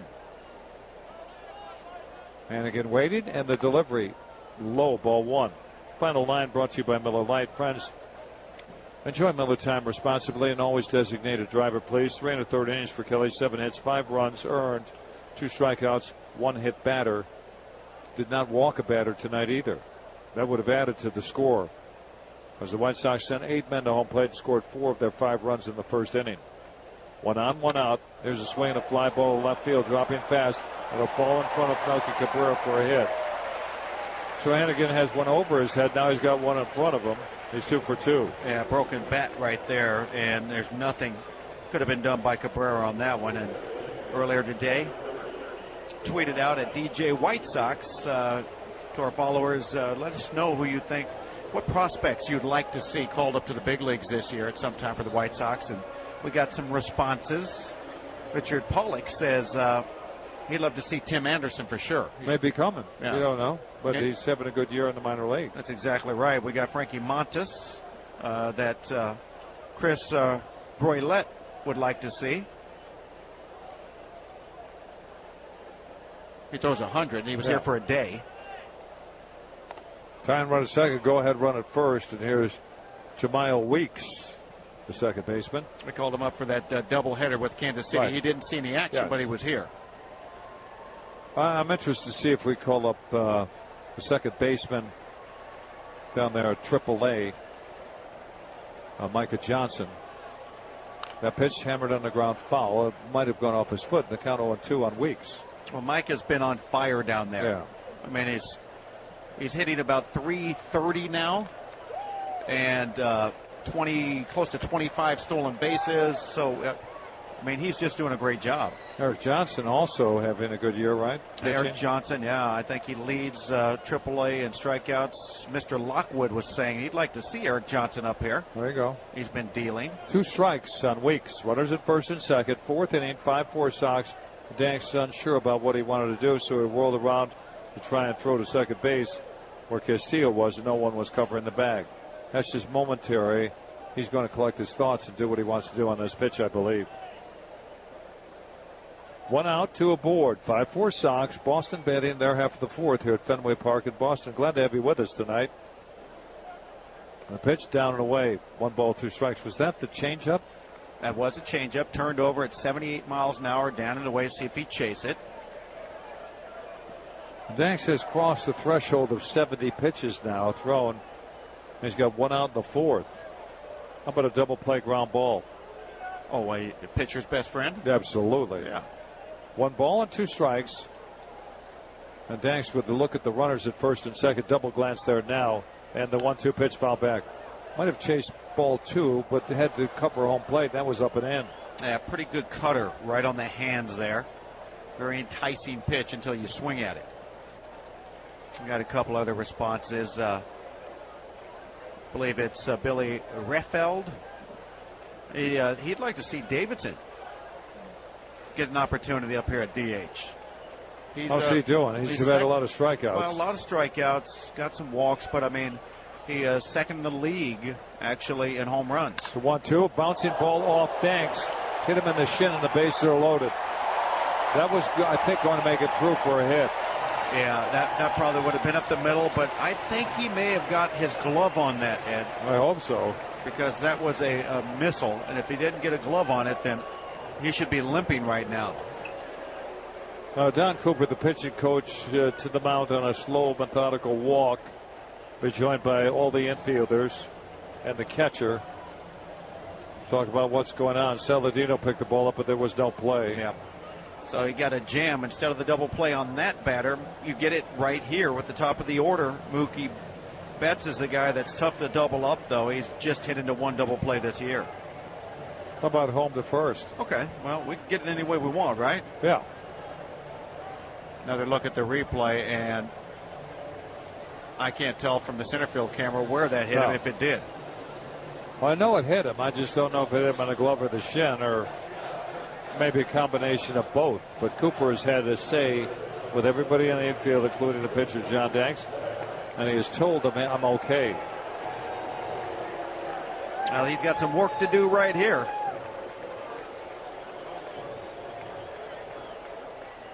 They've changed the line on Kelly. Give him 5 runs, 4 earned in 3 1/3 innings. Threw 73 pitches with 45 in the strike zone. He got the hook early, didn't he? Yes, he did. So 1 out, bases loaded, tying run at third, 5-4 Sox, and insurance runs, if you will, at second and third. Or I should say at second and first now, as the tying run is at third base in the person of Castillo. Hannigan's at second, and Weeks sets up shop at first. 0-1 the count on Mookie Betts, and the 0-1 fouled off the end of the bat. 0-2 now. If he wants to get him, what do you think he's going to throw him? On strikes, I'm talking about. Well, it's tough to say because he's thrown him the curveball right there, called a strike, and then a changeup that he just fouled off the end of the bat. So I think after Don Cooper went out there, the instruction was throw him slow stuff. Yeah. Because he has. Now I don't know what you do because he's seen those pitches. Albers has got the call in the bullpen. Matt Albers begins to warm in the bullpen and right for the Sox. 1 out, bases loaded, 0-2 the count. The 2-strike pitch down to Mookie Betts. 1 ball, 2 strikes. I mean, this is a situation where you're hoping that you've got a very young hitter up there. He's overly aggressive and chases one of your pitches out of the strike zone now that you're so far ahead. The fans getting into this one. Danks with the base loaded, the 1-2 to Betts. A swing and a ground ball in the hole between short and third. 1 home. We're even at 5, and a save by Ramirez. That ball gets to the outfield and scores another run. Well, that's just a great play by Ramirez. And again, we have had tremendous defense being played for the White Sox this whole road trip because Ramirez did exactly what you're taught to do. Do not let that ball get through. It's going to cost you a run if it does. And Ramirez took a hard tumble on that dirt after the dive, right on his left shoulder and back area. But yes, there was nothing that could have been done other than what Ramirez did. Keep it in the infield and save a run. Bases are still loaded, and they're loaded for Hanley Ramirez.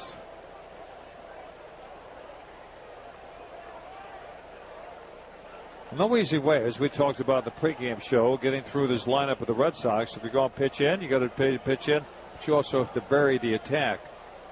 Ramirez trying to untie the game in the pitch to Hanley, swung and a miss, strike 1. Was that the change? Yeah, he turned that one over nicely. Almost like a screwball right there. Ramirez tonight, 0 for 2 groundouts. We want another groundout to start an inning-ending double play. 5 runs for each club. They have 8 hits to the Red Sox, White Sox 7, and the Red Sox own the game's lone error. Thanks to lefty, deals to Ramirez, the right-handed batter. Here's a swing and a ground ball to third. Saladino has it, drops the ball. Everybody's safe. Red Sox now lead 6-5.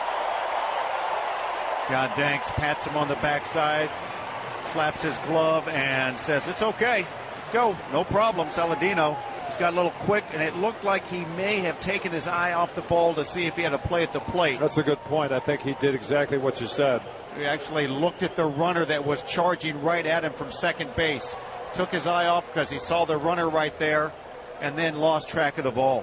You don't know, the runner may have said something to him also. You know, we've had people yell things from the coaching box. We've had runners yell at infielders before also. Yeah, well, anything's possible. Yeah.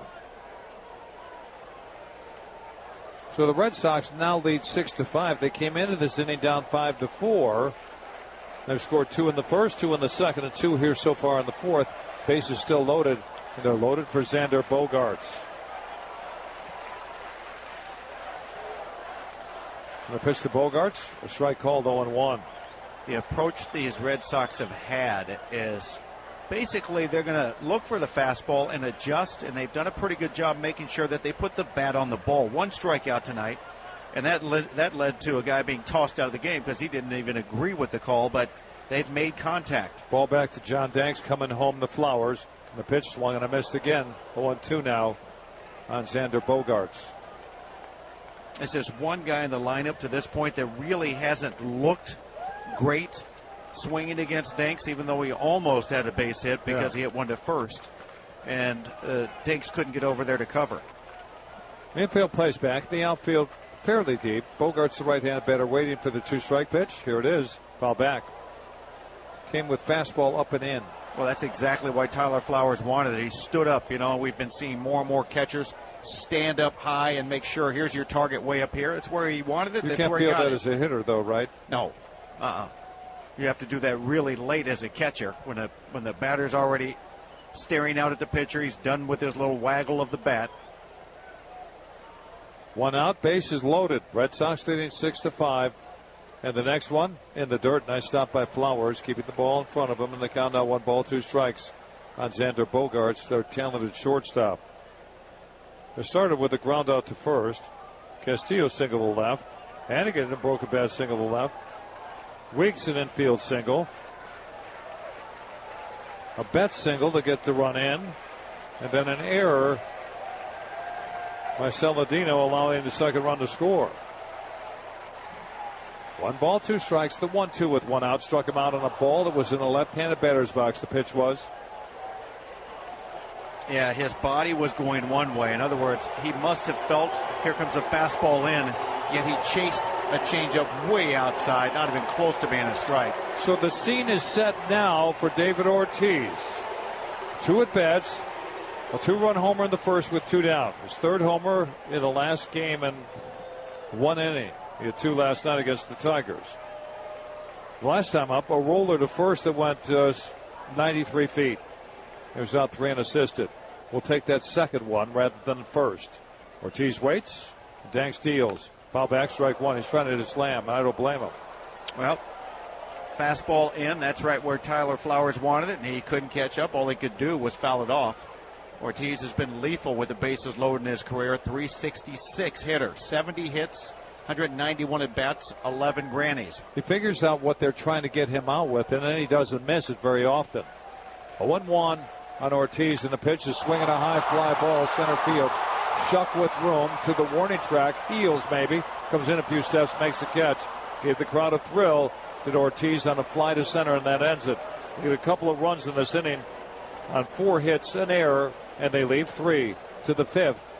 Red Sox lead for the first time. They lead 6-5. Hey, Jason Goff.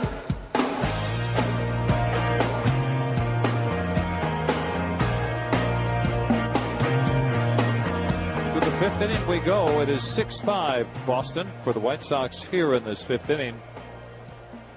Melky Cabrera, and he'll switch to the right-handed batter's box. He will lead it off for the White Sox after Cabrera, Abreu, and Garcia to follow. Red Sox 2 runs in the first, 2 in the second, and 2 in the bottom of the 4th. The White Sox a 4-run first with 8 men batting. And a run across in the 3rd. Breslow starts him with a fastball for strike 1. Breslow came on with 1 out in the 4th. And he got Eaton on a fly to center, and then Saladino on a ground ball to second. There's Craig's 0-1 pitch. Down, 1 ball, 1 strike. You can basically see why John Farrell would go from having Joe Kelly out there, the flamethrower, to a left-hander to kind of get the hitters get a different look for a while. We've got a right-hander warming in their bullpen currently. And the 1-1. Pull foul on the ground that will go over off a couple fans' hands right next to the Sox dugout along the 3rd baseline. Very courteous here, the people who work here, when the attendants caught that ball on a hop and gave it to a young man behind him. 1 ball, 2 strikes. Cabrera tonight, 2 doubles, 2 runs scored, and fouls that one out of play. And the count now 1 ball, 2 strikes still on Melky Cabrera, that is. On deck, Jose Abreu, and then Avi Garcia to follow. I believe out there warming up for Boston is Alexi Ogando. He's been up before today. Yep. Yeah, he's been up in the 2nd or 3rd inning. And Breslow's trying to get Cabrera on the 1-2 in the dirt. 2 balls, 2 strikes.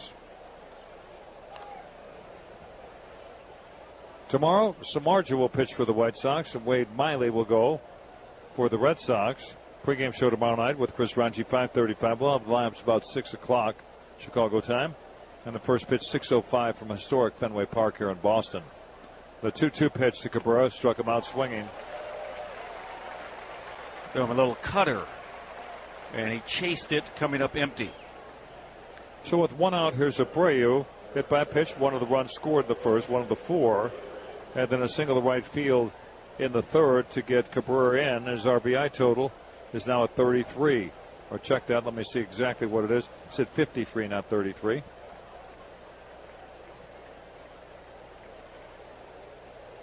.291 with that hit, and he's got 15 homers. Abreu waves the bat over home plate. Breslow reading signs from Hannigan as catcher.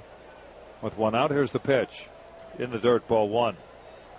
6 runs, 8 hits for the Red Sox, 5 on 7 for the White Sox. Each team has committed an error tonight. We're in the 5th. Defense plays Abreu straight up. I mean, as straight up as you can place your defensive players.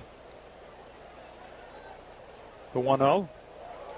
Something off speed fooled them. 1 ball, 1 strike, swinging and missing Jose Abreu. Yeah, good changeup down to the way, a little turnover action on it, sailing away from the right-handed batter.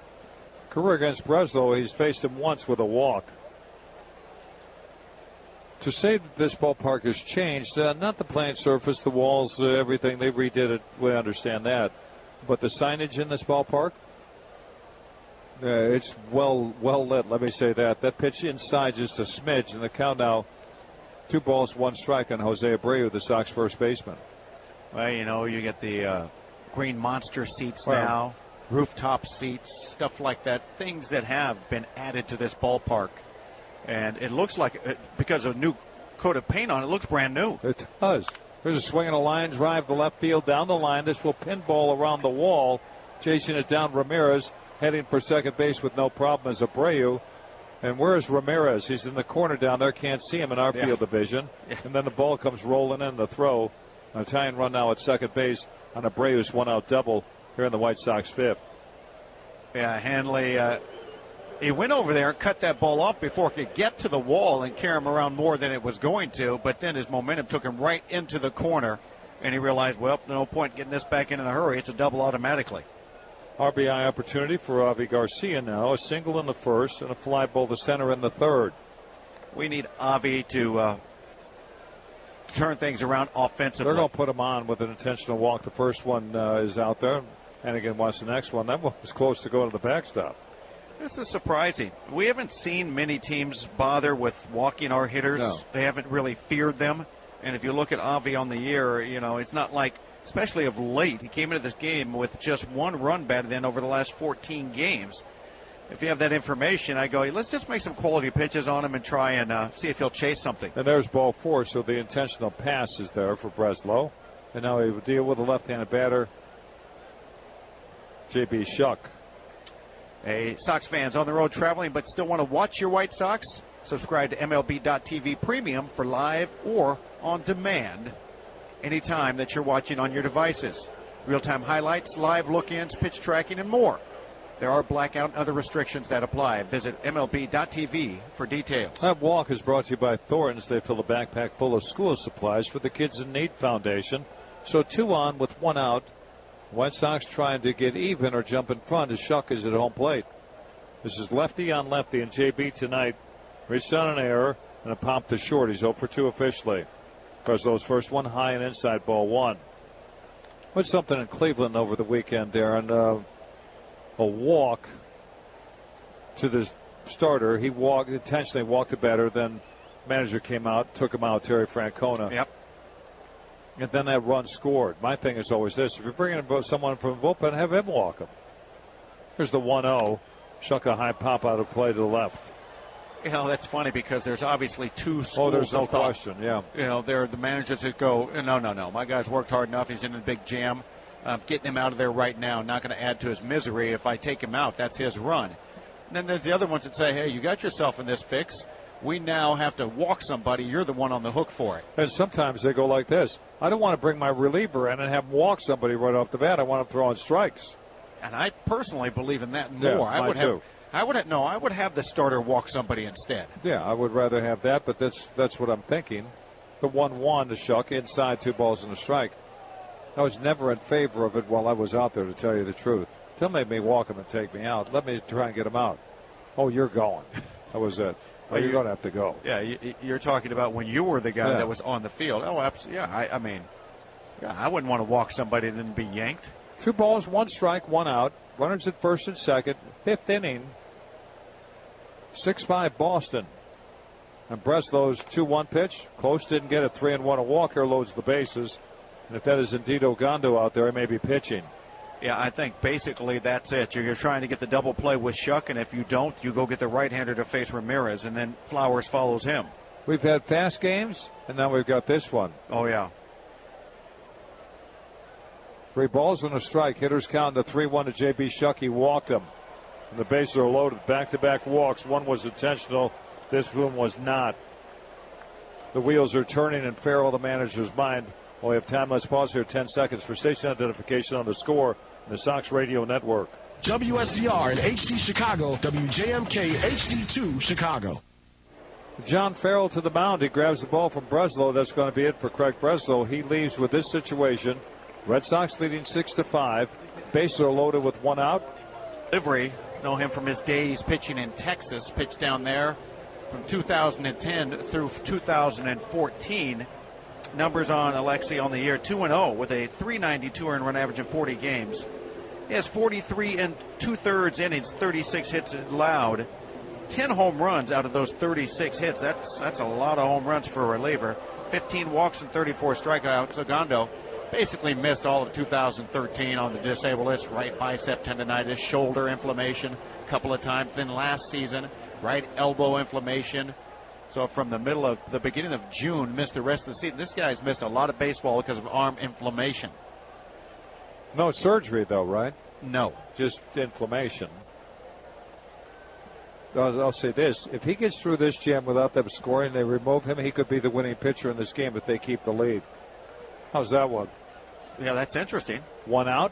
Ramirez at home plate. Bases are loaded. Sox need to run to tie. Ogando's delivery to the backstop on the ground. Hannigan can't get it. That's going to score. Abreu sliding. That one that I mentioned is out of the mix. 6-6 now, and the runners move up.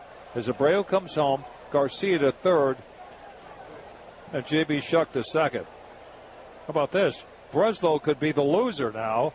We score a couple of runs and keep the lead and win the ball game. I believe that Hannigan was crossed up. He did not get a glove on that slider down and away. And he was reaching out almost like he thought a fastball was on the way. He's going out to talk to him about that same thing right now, and the infield's up. They've changed that to a pass ball. Yeah, kind of, the way it looked, it's almost, it went by in flight, but he was stabbing at it, never touched it because he was crossed up. I don't know what they should truly credit that. Well, if the ball bounces in the dirt, he could still cross him up, but that's a wild pitch. But with the catcher going out there to talk to him, that reinforces your thought that, hey, that's a pass ball. He gave me the wrong sign. Or he got the wrong thought. Here's the 1-0 to Ramirez. Fastball in there. That cracks the catcher's glove of Hannigan. 1 ball, 1 strike. Or crackles it. Either way, it was 94 miles an hour. And he's got that funky delivery that enhances the velocity even more to the hitter. Ramirez 229 with 4 homers. Sox and Red Sox 6 all here in the White Sox 5th. Ogando from the set, a look at third. And this one is swinging a ground ball to third. Sandoval looks at Garcia, then throws to first for the second out. The runners have to hold at second and third for Tyler Flowers. Ball was hit okay by Ramirez. Unfortunately, not out of the reach of Sandoval, just a stride to his left. I'm glad they crossed up the catcher, because if this is a ball to third base, it's an inning-ending double play going home first. Yeah, that's a fact. So the White Sox catch that break. So the walks are at second and third. It's up to Flowers to cash in, put the Sox in front. Here's 0 for 2, a line out and a rocket on the ground to Bogarts, the shortstop. Ogando's pitch, cut on miss, strike 1. There was 94 on that speed gun also. Yeah, I've always looked at Ogando in his days that he was pitching with Texas as somebody, you would not like to really face him. And I haven't really seen any time where, with this kind of delivery and velocity, a hitter's going to be comfortable against him. Now, the numbers say other, because he's given up 10 home runs this year in relief. 0-1 the count. Flowers looks at that one in the dirt. Whatever that is, he has a hard time throwing it that's catchable in the air. 1 ball, 1 strike. Garcia's at third. And J.B. Shuck is at second. A base hit left center is going to get both runners in. How about another cross-up? That could work, sure. Absolutely. If you could throw it once past your catcher, you could also do it again. 1 ball, 1 strike, the 1-1. Outside low, 2 balls to strike. You see Hannigan, he's trying to get his secondary pitches over. He's messing with them. And he's the catcher. He's going to call the pitch that he thinks the batter can't hit, not that he can get over. He's just piecemealing this Ogando move towards home together with whatever he thinks he might get over. Yeah, that's tough to do, Ed, yes, especially when you're saying, well, let me see if I can get over it. The hitter's up there going, go ahead, just try and figure it out while I'm lacing it somewhere. Here's a 2-1 to Flowers. Strike 2, 2-2. Did that one surprise him a little bit? Fastball across the knees away from him is probably, if it wasn't down. And I think Flowers was a little surprised indeed by the fact that he even threw a strike. There's no trick to pitching here at Fenway other than pitching in and getting your breaking ball over. But then again, if you had that working, you could pitch anywhere. That's a fact. 2 balls, 2 strikes, 2 down. Runners at second and third, 6 all. And Ogando's 2-2 pitch to Flowers struck him out swinging. That's it. The inning started with a strikeout of Cabrera. It ends with a strikeout of Flowers. A run, 1 hit, 2 walks, a pass ball, and 2 left at second and third. Halfway through tonight's game already here at Fenway. 6 all. We are Chicago's morning show. It's Molly and Hanley, 5 to 9. Join us on 670 The Score. Hey, Jake Dick and John Leinenkugel here. Hi there. Yeah, that's John. We're beer casting about the beer that says summer like no other. Leinenkugel Summer Shandy. Tastes like summer. Dick, tell everyone what a shandy style is. The shandy is from the Germans. They were the first to do them, and back then they called them Radlers because it was beer mixed with a little something extra. A little bit of either ginger ale or a white soda. Yeah, and we wanted to make our shandy so it tastes like summer in a bottle. So our Leinie Summer Shandy is crisp beer with the natural flavor of lemonade. Is there a special occasion where you drink a lot of your summer shandy? I love baseball, you know that, and love to go to games, to be with good friends and enjoying beers like summer shandy with a gourmet hot dog. Are you kidding me? What a pairing. What are some other pairings? You know, grilled fish. Can't go wrong with that. I grill a lot of chicken, and of course our dad was Chicken Master. To hear all about Leinenkugel Summer Shandy, look for the Leinie's Beercast on our Facebook page. Jacob Leinenkugel Brewing Company, Chippewa Falls, Wisconsin. Please enjoy Leinie's responsibly. Chicago, you've got the team spirit. The National Electrical Contractors Association of Chicago and International Brotherhood of Electrical Workers Local 134 have had an unbeatable team for over 100 years, helping establish Chicago as we know it. Today, their team of professionals continues to provide the most skilled and experienced workforce and complete electrical and energy solutions that will shape our world for generations to come. Their contractors and electricians take on projects with one goal in mind, a job done right the first time. Visit NECAIBEWChicago.com. If your business requires huge water capacity and 4-6.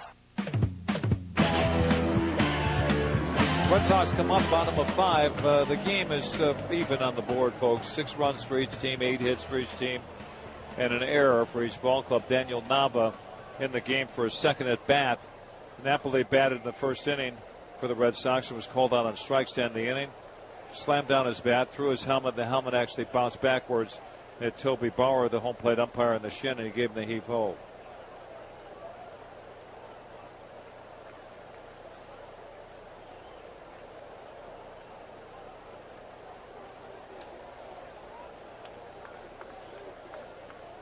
Well, here's Nava front and center at home plate. He's 0 for 1 with a line out to center on a play that Shuck made a nice play on. That one's in there for strike 1 from John Danks. I said Toby Bauer. Toby Basner is the home plate umpire. And the 0-1 inside, 1 ball, 1 strike. We're in the 5th inning, and the game is nearing 2 hours old. They're not fast here in Boston because of the assault that's been on for both teams. Walks have entered into it. White Sox trying to win for the 5th consecutive game, and that one's high and outside. 2 balls, 1 strike on Daniel Nava. Pitch count now at 73 for John Danks. 52 strikes, so, I mean, that's not been an issue. It's just they've been putting the bat on the ball.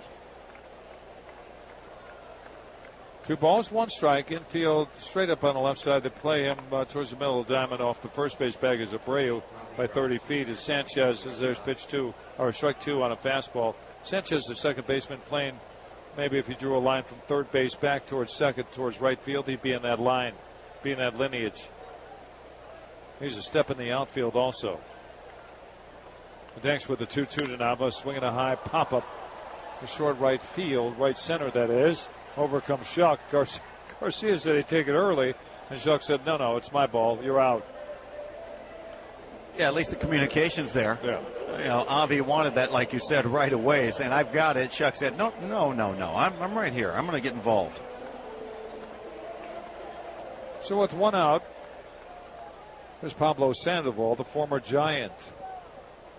They couldn't get together on a contract. He's down with the Red Sox. I thought he was a staple there in San Francisco, and evidently so did he. That's ball one. Yeah, he was a fan favorite. They loved him there. I believe he's got the 3 World Series rings, so, I don't know why you wouldn't love him. 6-0 and the 1-0 to Sandoval. Line drive left center. This is trouble. That's going to hit off the wall and bounce towards the center field wall. Sandoval has at least a double, and Shuck now picks it up and throws in the shortstop, Ramirez, and Sandoval's the go-ahead run at second with a 1-out double. Well, he smoked that baseball. I mean, he hit it as hard as he could, that's for sure. That was right down the middle. Ventura on a walk to the mound now. It looks like he has already indicated he wants a relief pitcher. So this pitching change is sponsored by the United Association of Union Plumbers, Fitters, Welders, and Service. The third innings has a .96 earned run average. 2014 he was with the Astros but didn't pitch that much. Had right shoulder tendonitis. Made just 8 appearances for the Astros. Looking at some of the things, 133 relief appearances since 2012 in that span, a 2.52 earned run average. So he can get your outs. Oh, yeah, no, he's done a nice job. Just sitting there going over some stuff about Pablo Sandoval and switch batter.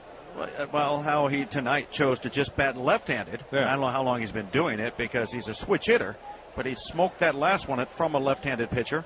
Here's Castillo just in the uniform tonight coming from AAA Pawtucket. What has he done tonight? A walk, a run scored in the second, a single and a run scored in the fourth, and just took ball one.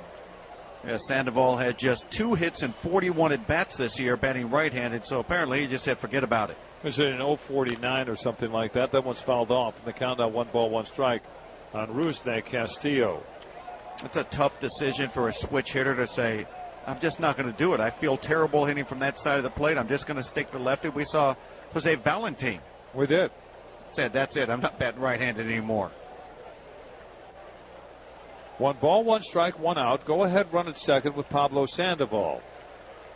And the pitch, tap foul at home plate. Whatever that was, he did not have a good cut at it, and he's down in the count as Castillo at 1 ball, 2 strikes.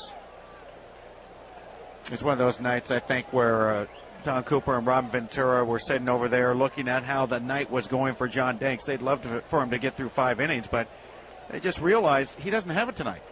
No. Get him out of there. They're not, yeah, exactly right. You have to make that decision, and there are times where you got out there, it just isn't your night. Albers with the 1-2 to Castillo. Bouncing ball to second, and a shin-high hop taken by Sanchez that throws out Castillo on the play. Sandoval's at third base. He's there with 2 outs. Sox fans, next time you're looking for great seats, get to StubHub, where there are no surprise fees at checkout. That's right, on StubHub, the price you see is the price fan-to-fan ticket marketplace of the White Sox. I was looking at Albers. He was on a rehab assignment this year and pitched pretty well in the minor leagues. And that's how he was rewarded to come back. I'm going to look a little further in depth at that as he deals with Ryan Hannigan, the catcher, who's 2 for 2, and the pitch to Hannigan, a high strike, 0-1. With White Sox pitching tonight, 2 runs scored, a double, and a single. He's 2 for 2. The single was a broken bat, single left. The other one, that wasn't broken bat. He's crushed it off the wall in left field. Yeah, and Hannigan came into this game with just 95 at bats. Yeah. He's not been the everyday catcher this year. 1-2 the count. The 0-2 pitch from Albers, down and away, 1 ball, 2 strikes. Go ahead runners at third base, and a person of Pablo Sandoval. We're even at 6 here in the Boston 5th.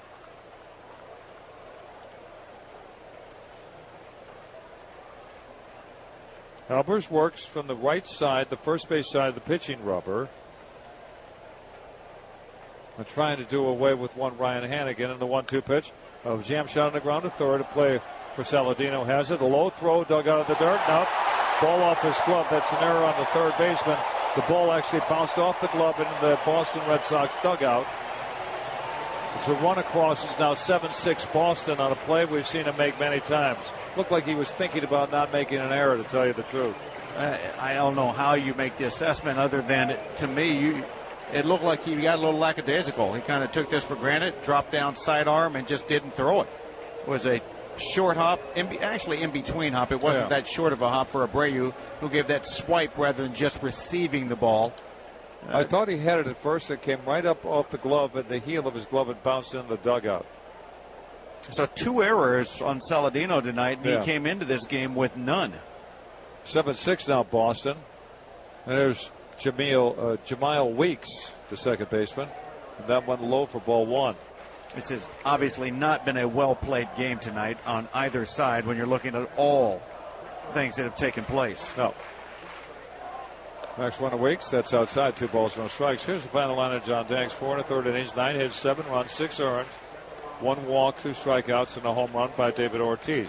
That final line brought to you by Miller Lite. Enjoy Miller time responsibly, friends, and please always designate a driver. 13 runs across, and the Red Sox have 7 of those. 17 hits, they've got 9. That one in the dirt off the catcher, the runner going for third base, and he's going to be out. Hannigan thought the ball got by him. That's 2-5 on the caught stealing, and that's it. A run across here in this 5th inning for the Red Sox on an errant throw by the third baseman Saladino. Through 5, on to the 6th, 7-6 Boston. Sox fan. 7-6 lead for Boston. This one's gone back and forth. Lead changes, ties, you name it, have been taking place throughout this game this evening. This slow contest, to say the least. Pitching change for Boston. Out Ogando in Robbie Ross. Left-handed reliever has been in 26 games this year. No wins or losses, no saves. Has a .319 earned run average because he's given up 13 earned runs and 36 2/3 innings on 35 hits. Robbie Ross Jr. is 5'11", 215 pounds. Lives in Lexington, Kentucky. Acquired from the Texas Rangers in exchange for a right-handed pitcher, Anthony Ronaldo. So it's Ross Jr. here in the 6th inning as he is meditating behind the mound. While he does that, just a reminder that if the White Sox hit back-to-back home runs in this 6th inning, someone's going to win a 2015 Mazda 6. Just tune into the pregame show each day to find out how you can enter for your chance. Brought to you by C.J. Wilson Mazda, home of ZoomZoomNation.com. First man up for the White Sox, Carlos Sanchez, the switch batting second baseman, moves to the right-handed batter's box. It's 9-1-2 for the White Sox here in the 6th. 1 ball, no strikes. Carlos Sanchez, the 1-0. That's a strike, 1-1. Ross last year at Texas. Started at Round Rock, I believe that's where he started this season. He was 5-4 there with an earned run average of .433. 3-6 with the Texas Rangers with an ERA in the 6s. There's a ground ball past Sandoval. Fair ball down the left field line. Ramirez goes over to get it by the sidewall, picks it up. Sanchez has a double leading off the 6th inning. Here come the White Sox. You know how we talk about it all the time. When you're hot, you're hot. Yeah, he is. It doesn't matter who you're facing. When you're hot, you're going to get your hits because your timing is perfect. You just know when to start your hands back, when to start them forward. You're short, straight to the ball, and your attack when you're swinging the bat. And that's what's going on with Sanchez, who is on a 10-game hitting streak, during which he has 16 hits. Here's a guy that was hitting below 200 before this hitting streak.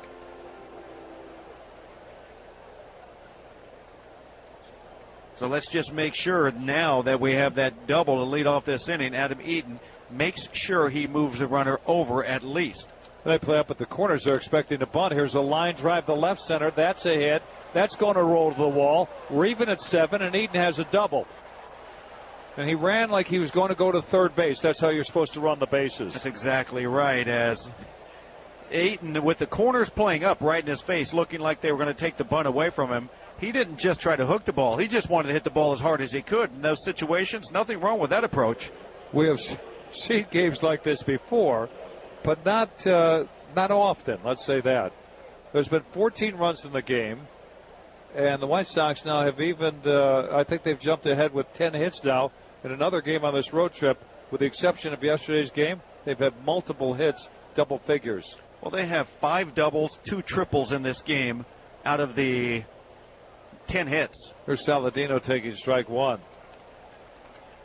The go-ahead run is at second. We've said that for each team since the first inning. Now, Saladino's got a job to do as the first baseman pretty much gives, saying, yep, you can hit it over this way, and it can move the runner along. Saladino waits for the 0-1. Here it is. Fouled out a play to the right. 0-2 now. He tried to stay inside the ball, let his hands lead with the barrel dragging behind to hit it the other direction. That was a cutter or a slider, I believe, coming towards his hands. But you're right. He tried to go that way to right field. Glad you clarified that, because that way was, I could see it, but the other people couldn't. That was good. Very good. 2 strikes on Tyler Saladino. Eaton at second. And the 0-2, a bouncer back to the mound. Ross looks for somebody running from second to third. There's nobody there. Turns, throws him out at first base. Nava catches it. 1-3 on the out. And there's one of the hot hitters in baseball. Here's Melky Cabrera. Melky, a couple of doubles, 2 runs scored tonight. He's 2 out of 3. Talked about the hitting streak of Sanchez. Also, 6 games straight now for Cabrera. In the 6 games, he has 12 hits. It is amazing how many doubles he's hit in the last month. Oh, you're not kidding. I believe now with the 2 doubles, he has 19 total. In the last few weeks, he has picked up 12 doubles. Some guys have 12 doubles in a year. Oh, yeah, he wasn't hitting anything for extra bases. I mean, no home runs. He's hit some of those. 1 out. The go-ahead run at second. Property of one Robbie Ross Jr. Bishamalki outside. Hannigan had to grab that like he didn't know what was coming. Snatched it out of the air. 1 ball, no strikes. He picked up his 12th double. That was on the 6th of this month.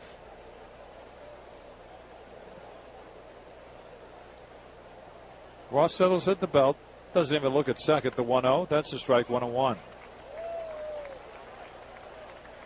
7 runs, 10 hits for the White Sox. 7 on 9 for these Boston Red Sox. We've committed 2 errors. Boston but 1.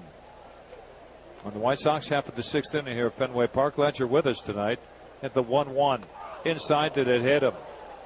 No, it just he had a dive out of the way of it. That was a head-first dive towards home plate, so he wouldn't get hit 2-1. And a scream by Cabrera, too, as he thought that ball was going to hit him right in his left thigh. The exclamation is, if it does, he thinks he feels better when it doesn't. Yeah, I had teammates that did that yell when they thought they were going to be hit. I mean, not even yell, more like a scream. Yeah. And then it didn't even hit him. 2 balls, 1 strike. Melky waits in the 2-1.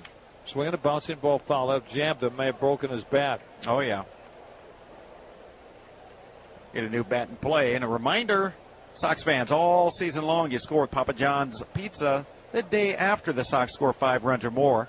Get 50% off your entire online order at papajohns.com with the promo code SOX5 at participating Papa John's locations. The Menards out-of-town scoreboard. The Yankees leading at Texas in the 5th, 3-2. That started an hour after this one. We're in the 6th. And Detroit trailing at Tampa Bay 3-1 to the Rays. That's in the 7th, the Tropicana Field. And Kansas City's getting their wallop in Cleveland. 9-1 it is in the 7th. That one's low, and the count runs full of 3-2. And Melky Cabrera. Continuing that scoreboard, Arizona, Seattle later. Atlanta and Baltimore play into the 8th inning. No score at Camden Yards. St. Louis and Cincinnati get together. In the 3rd, there's no score in that ball game. The 3-2 pitch. Cabrera stays alive by fouling it off. One other game going on. The Rockies lead the Cubs at Wrigley 2-0 in the 4th. Here it's 7-all. The count 3-2 on Melky Cabrera with 1 out. The go-ahead run is at second base in the person of Adam Eaton.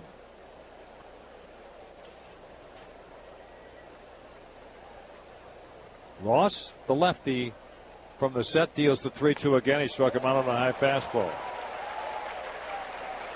Well, after fouling off back-to-back sliders, Ross just said, you know what, I'm going to put a little extra on the heater up, and you can see that Cabrera was in swing mode in that count. It won't surprise me if they walk Abreu here, because they walked they walked Abaciel Garcia in the 5th. That was an intentional walk to get to Shuck, and then they walked him unintentionally. But they're going to pitch to Abreu. Again, I would think the better option would be Garcia right now, who's not been locked in like Abreu has. 2 outs, runner at second, and the pitch to Jose Abreu. Outside ball one. He wanted it. Hannigan held it, but he could call from the home plate umpire, Toby Basner. Well, that tells you that they're not trying to pitch around him because he wanted that to be a strike. Yes. One ball, no strikes. If it goes 2-0, do you think they'll intentionally walk him?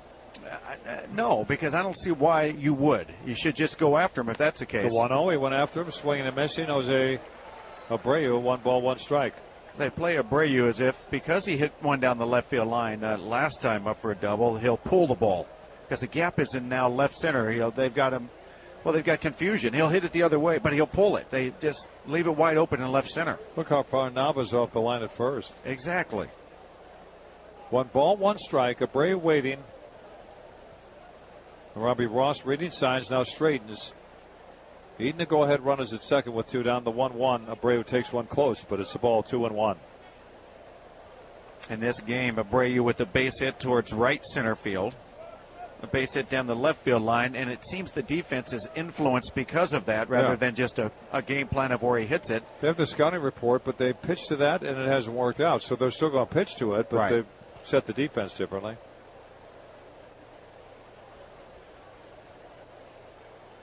And the 2-1 to Abreu, that's low and inside 3-1. Let's pause here 10 seconds for station identification on the score. This is your Sox Radio Network. CR at HD Chicago, WJMK HD2 Chicago. Alongside Darren Jackson at Farmer Fenway Park in Boston, 7-all. We're in the 6th. 3-1 the count on Abreu with a go overhead run at second at 3-1. We walked him. Tried to sneak the curveball up there on him. He had no bite right there. Didn't even think about it. Matter of fact, held the bat over his shoulder and never flinched towards that pitch. So now you deal with Garcia with runners at first and second. How about a big fly over the monster on left? Well, the only way he's going to hit a big fly is if he's just a little more compact to the baseball, and that's something Robin Ventura has been talking about. Avi Garcia is not catching up to fastballs, but at the age of 24, they know he's going to make adjustments because he is a good baseball player. Yeah. Oh, he'll figure it out. Hope he figures it out right now. 2 outs, runners at first and second. Garcia takes a strike. Wow. Looked a little low right there, and Garcia's body language would agree with that.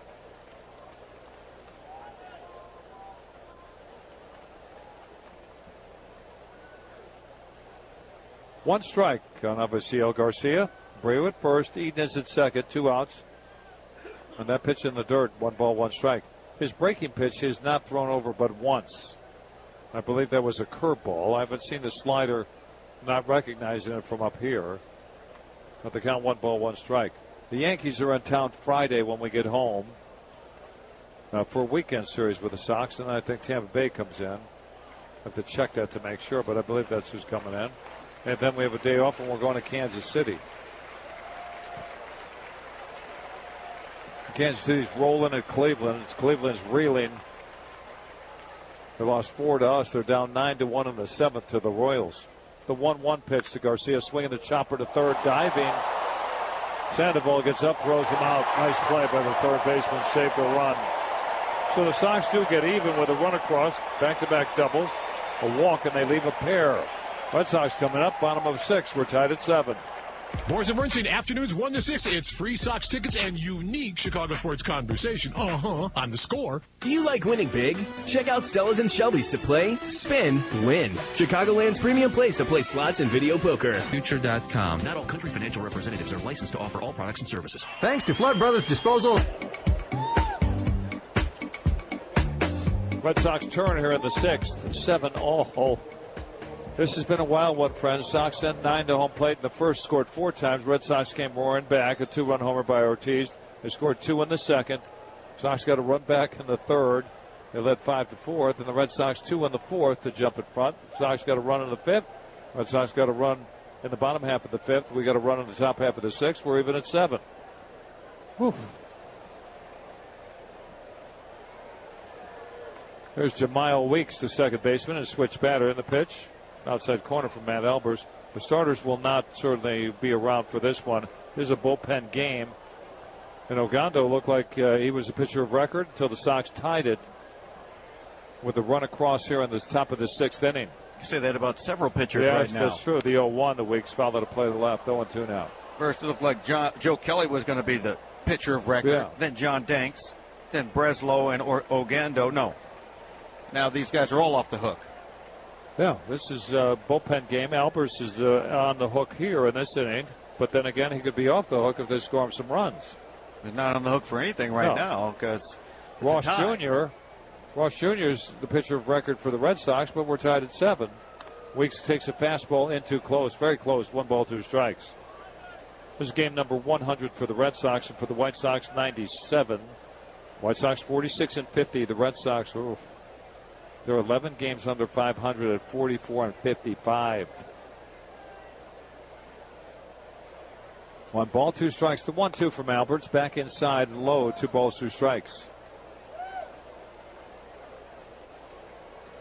Coming to this ballpark, though, knowing the sights and the sounds of it and the people that we've known over the years, I mean, it's just great to come back here. I was transplanted here 24 years ago.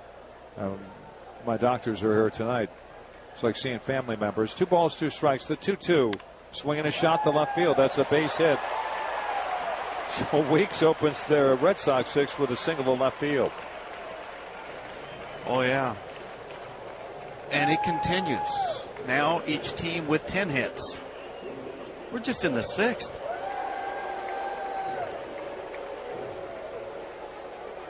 How'd you like hitting here? You couldn't have hated it, could you? No, I didn't mind it.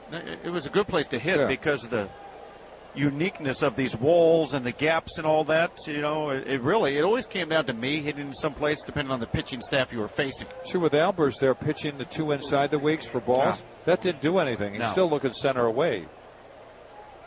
And here's Mookie Betts, the center fielder and leadoff man. He's had a good night. He's driven in 2. He has 2 singles, sandwiched between those, a double. And the double was ripped to left center field.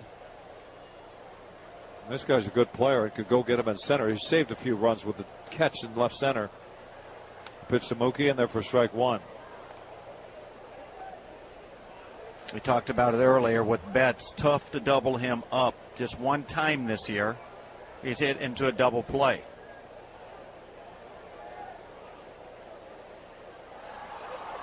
Wakes with good speed at first base. And a good lead away from there. And something, a balloon or one of the beach balls has fallen on the warning track in center field. Betts is 22 years of age, makes his home in Brentwood, Tennessee. 5th round draft choice in the 2011 draft. Signed by Danny Watkins, a Red Sox scout. Well, he is definitely a talented young man.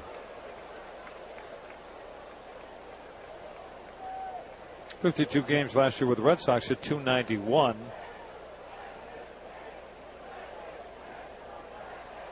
Had 5 homers last year, just coming up from the minor leagues. Well, yeah, he's got 10 this year. Yeah. He's hitting 268 with 48 driven in. A throw over to first and back safely with no problem. His Weeks, the base runner at first. Yeah, I think you have to look at him. First of all, he's a defensive center fielder. So you've got the guy catching everything for you out there. Now, what offense does he bring? Well, a lot with the extra base hits. He's got the 25 doubles, 6 triples, and 10 home runs. That's getting it done. He saves runs and then drives them in. The 0-1, that's down. 1 ball, 1 strike on Betts, the center fielder. Right, that's the ultimate up-the-middle kind of player you want. Guys that are obviously glove players first and foremost up the middle. It's short, second, catchers, center fielders. But then you want, this guy can hit too. All right. I mean, that's the bonus you get, especially in today's baseball where they're trying to clean it up with the performance-enhancing drugs. 1 ball, 1 strike. Betts, the right-handed batter, waits, and that's strike 2, right down the middle, knee high. The wave has started here at Fenway. You know, we've talked about this in the past. It was always considered your best all-around athlete was the shortstop. Yeah. But if you flash back, you got the shortstop and the center fielder are the 2 guys that you're going to say your best athletes. If you're going back to Mickey Mantles and the guys like that, the Maggios and Willie Mays, those guys. Ooh. Here's the 1-2 to Betts. The swing and a chop off of the home plate. Albers waits for it, turns, throws, going to be close. He got him. on the play. Weeks is now at second base with one out. That was what you describe as quick but not in a hurry. Right. It's a nice job by Matt Albers. And out of the dugout, just in case, is John Farrell to say, are we going to look at this or not? I think he's going to look at it. The naked eye was one of those where it looked like he was out. Instant replays and reviews are sponsored by Instant Care, the legal and medical help you need, and the settlement you certainly deserve. And all they're trying to do is get it right. At first I didn't care for this all that much, but now it reinforces what you think of the umpires, right, because usually they make the right call. Well, I believe this will stand or be confirmed, more along the lines of that. It's extremely close, and for Boston's sake, worth the risk of looking at it, but to me, he's out. Yeah. Well, we've got some angles here that they don't have in New York where they're reviewing this. Ball's in the glove. His foot is still hovering right above the base. To me, he's out. I think he's out. I do think he's out. They slowed it down. I think he's out. That means absolutely nothing. I just think it's going to stand. It's not anything that can be overturned. It's that close where you could be right either way. Right. If it went the other way, it wouldn't be overturned either. They called him safe, and we've reviewed it. They go, well, you know what? We can't tell any difference. It's just going to stand. If they can't make up a mind, then it goes to the umpire. Yep. Taking a look. Hey, Sox fans, join us on Sunday, August 1st. Check that, August 2nd now. The White Sox still hosting the Yankees, first and second. First 5,000 girls ages 12 and under will receive a doll-sized White Sox t-shirt presented by American Girl. Call 866-SOX-GAME or visit whitesox.com to get your tickets. So it goes on, the review of this in New York, and they're going to come up with a decision right here. May not be the one we like, then again it may be. He's out. Yeah. So Betts is out for the first time tonight. Betts are off, 1-3 on the out. Going with that.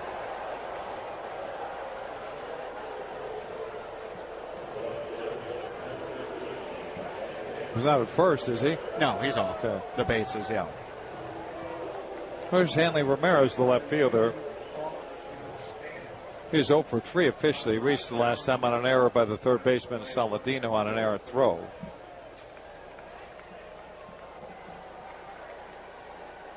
This guy's a handful. He's had a nice big league career. He's batting .266 with 19 home runs. He's been with the Marlins. This Hanley guy? Ramirez? Yeah. No, yeah, he's been a great hitter. Yeah. Albers facing Ramirez with the first one and their first strike.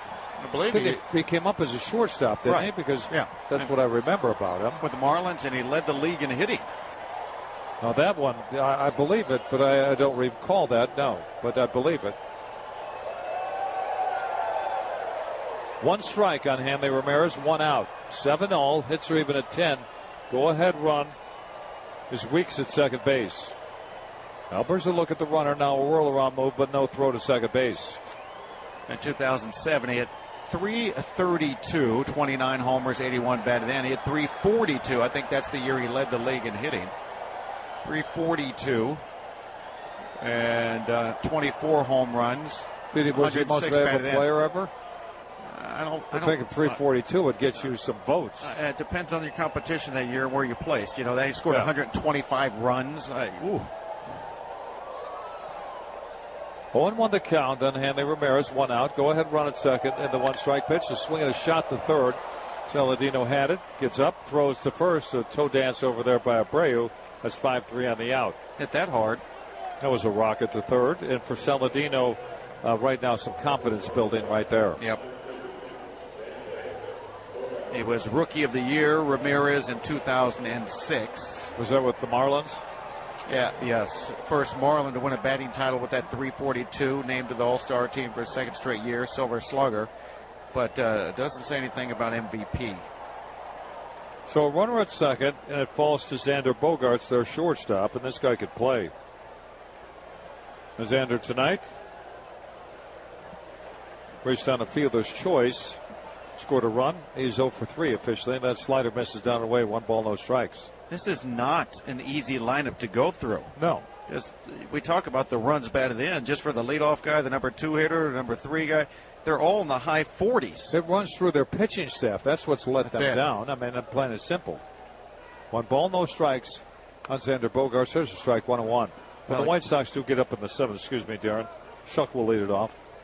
I was just, that earned run average for this Red Sox team started the game at 441, and it's gone up. And, it cost 1. The Evans pitching coach his job here this year as he's moved out. Carl Willis is the pitching coach now. 1 ball, 1 strike, 2 down. Go ahead, run at second. The 1-1 down and away with a slider, 2 balls and a strike. Now, if you're at home plate, you've seen Albers. That's if you're Xander Bogaerts. You've seen him throw 2 sliders out of the strike zone. You got a fastball down the middle. You got to be looking for that heat, don't you? Yeah, there's no reason in this situation why you wouldn't want to hit a fastball. Right back up the middle, even though the second baseman's standing there, line drives into center field is what you should be thinking about. 2 balls, 1 strike, the 2-1. Sinker fouled off. 2 balls, 2 strikes. The thing is, if you want to trick him with a slider, you've got to be mindful of this. They're looking center away. That doesn't mean they're going to hit it. So that slider from a right-handed batter to a right-handed, or from a right-handed pitcher to a right-handed batter, it's going to be out where he's looking. Right. If it's not your best, it's going to get hit hard. Yeah, if you're looking as a right-handed batter for a slider away and he throws you a sinker in, you do what we just saw take place there with Bogaerts. You just chop it down at the plate. Because they don't look in here, they look away, and I don't blame them. 2 balls, 2 strikes. Albert steals the 2-2 with a go-ahead run. He reaches forward, grounds it to second to play for Sanchez. He's up with it, throws to first, and that's it. No runs, 1 hit, and they leave Weeks at second base. We're through 6 at Fenway, 7-all. Mulligan Hanley. Okay, that I don't get. I love.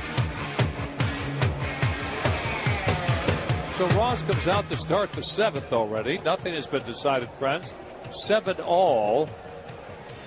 And each team has 10 hits, 20 hits, 14 runs, and each team has committed an error. It could be who's ever standing last with the lead wins. For the White Sox, J.B. Shuck, batting 6th, and Alexi Ramirez followed by Tyler Flowers for the White Sox here in the 7th. And Shuck tonight reached on an error, popped a short, and a walk, and moved up on a pass ball. 7-all in the pitch from Ross high with a breaking pitch, ball 1. It was a curveball at 75, 76 miles per hour. This is the kind of place for Shuck right now in this situation. Wouldn't surprise me to see him hook one down in that corner. How about around the pole and right? Okay, that's in that corner. Here's the 1-0. That's a strike, 1-1. He didn't agree with that sinker being called a strike as Shuck looks down, shakes his head, and then says something to the umpire.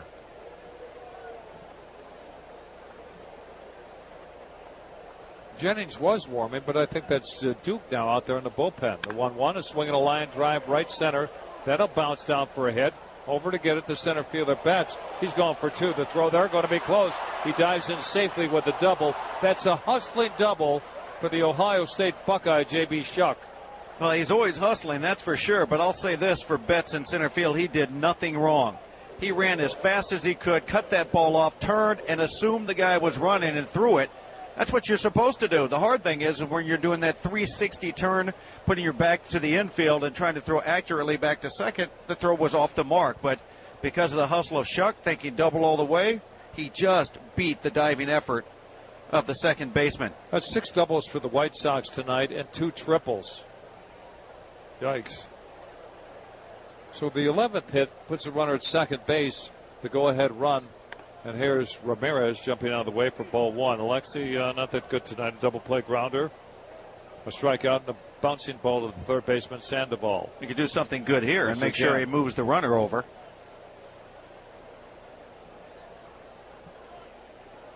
One ball, no strikes. Ross from the set in the 1-0. A high pop-up down the right field line. A long run for everybody. Over to get it, the right fielder with no problem makes the catch. I'm going to say this, and I haven't seen enough of Castillo, but he was down there in plenty of time to get that. He got to come a long way just to make that catch. Well, Where did he come from? He was shading him over in that area. There was no way he should have been standing under that pop-up. He had to be playing over and in to take that pop-up away from him. And now it's a turn for Tyler Flowers to get the go-ahead run in. Now Ross will adjust his thinking as Flowers gets ready to get in that batter's box. Tyler overdue. Hit the ball hard twice and a strikeout. He is 0 for 3 officially. Well, I like that point of him being overdue, and right now he has got a huge gap in left center field.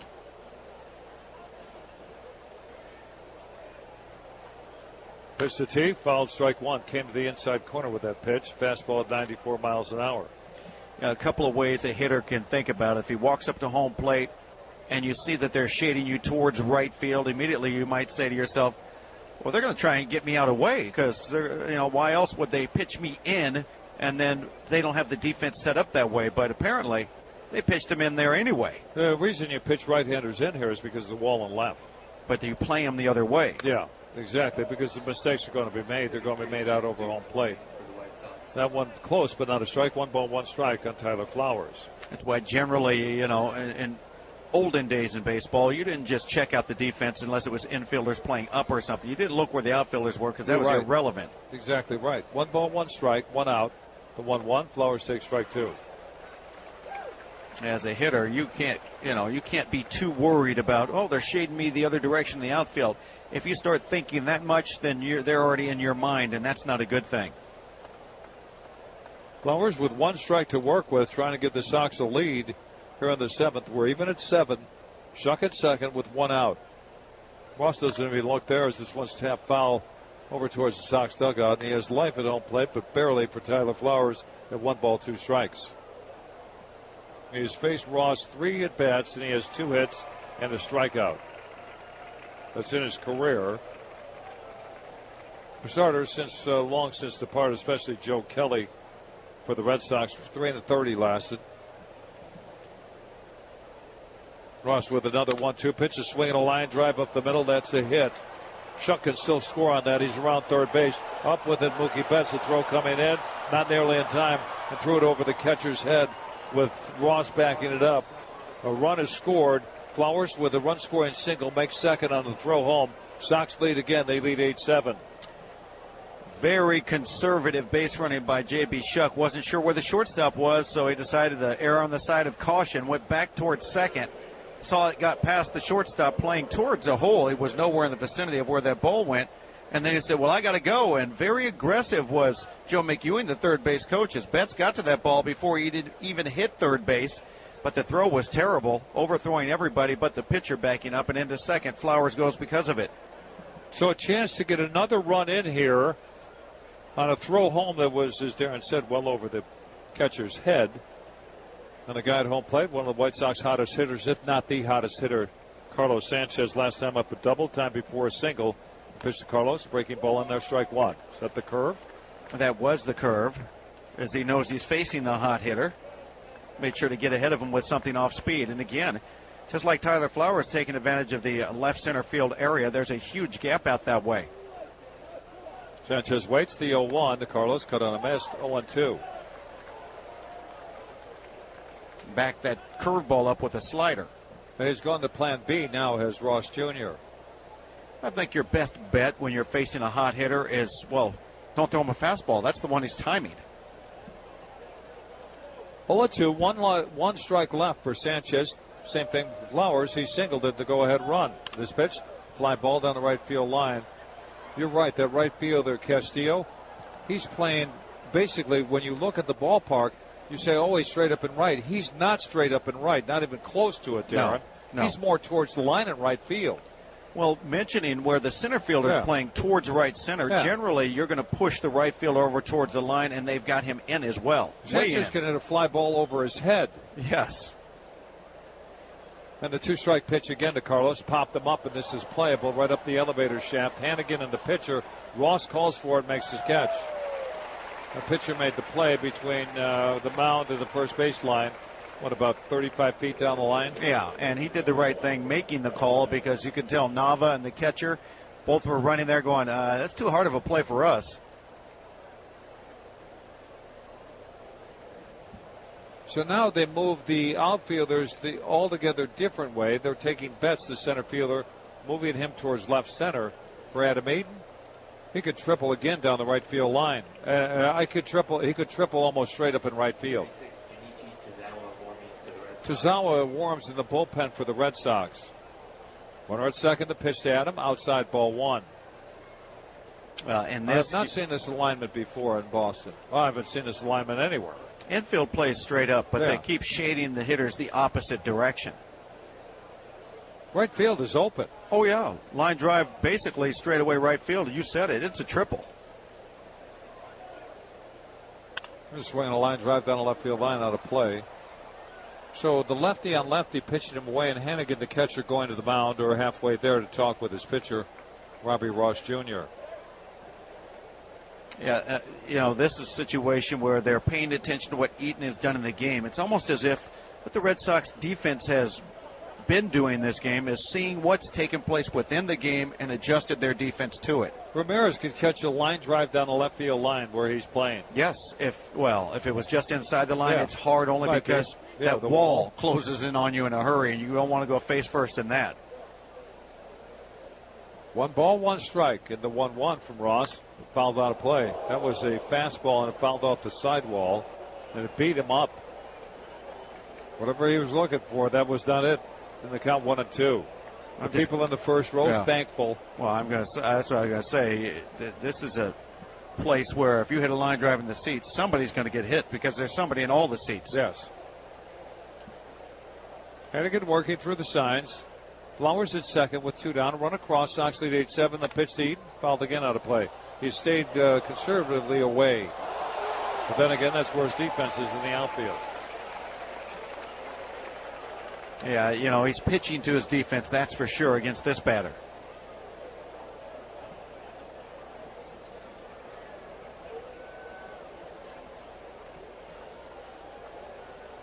Ross been over at the waist, reading signs, now straightens.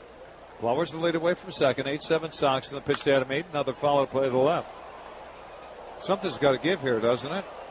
Well, I'm looking at the fact that Ross is just pounding him with the fastball. That's what he's pretty confident in doing right now. If you've got a guy fouling your fastball off the other way, you don't want to hang him a slider. No.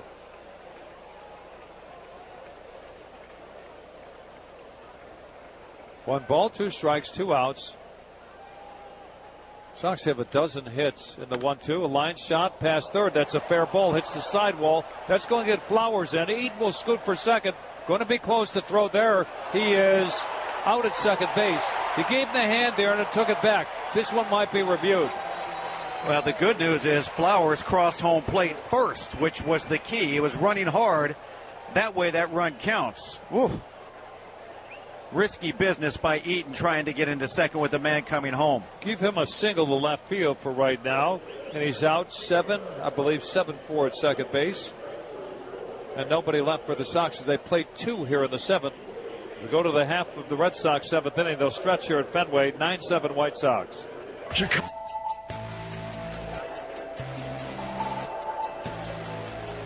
So we had the singing of God Bless America. The White Sox 2 runs across in the top half of the 7th inning as they finally put those on the board in left field here at Fenway Park. 9-7 White Sox lead. They also have 13 hits with that Eaton single. But he's thrown out at second base 7-4 on that out. The White Sox, to say they're hitting mildly is putting that mildly. The Sox are hitting, and they've been hitting since this road started in Cleveland. And they've got a new pitcher here in the 7th with Zach Duke. Yeah, Zach Duke coming in with a record of 3 wins, 4 losses, and a .338 earned run average. He has picked up a save in the 44 games he's pitched in. But yeah, this offense right now, I mean, it's fun to watch.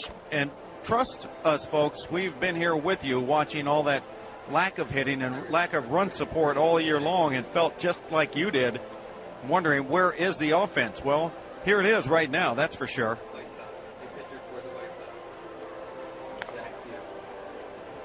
A reliable reliever is Zach Duke.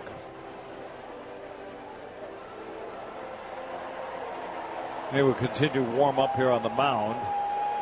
The White Sox grab the lead with 2 runs across in the top half of the 7th. Scoring has gone this way. The White Sox 4 in the first, sending 8 men to home plate. White Sox 2 runs in the first, 2 in the second. Ortiz hit his 3rd home run in 2 games. He had 2 last night against the Tigers. He hits 1 today to get them within 2. Then they scored 2 to the Red Sox in the second. We're even at 4. Sox got to run back in the 3rd. Red Sox in the 4th scored 2. White Sox A single run in the 5th. The Red Sox got one back in the 5th.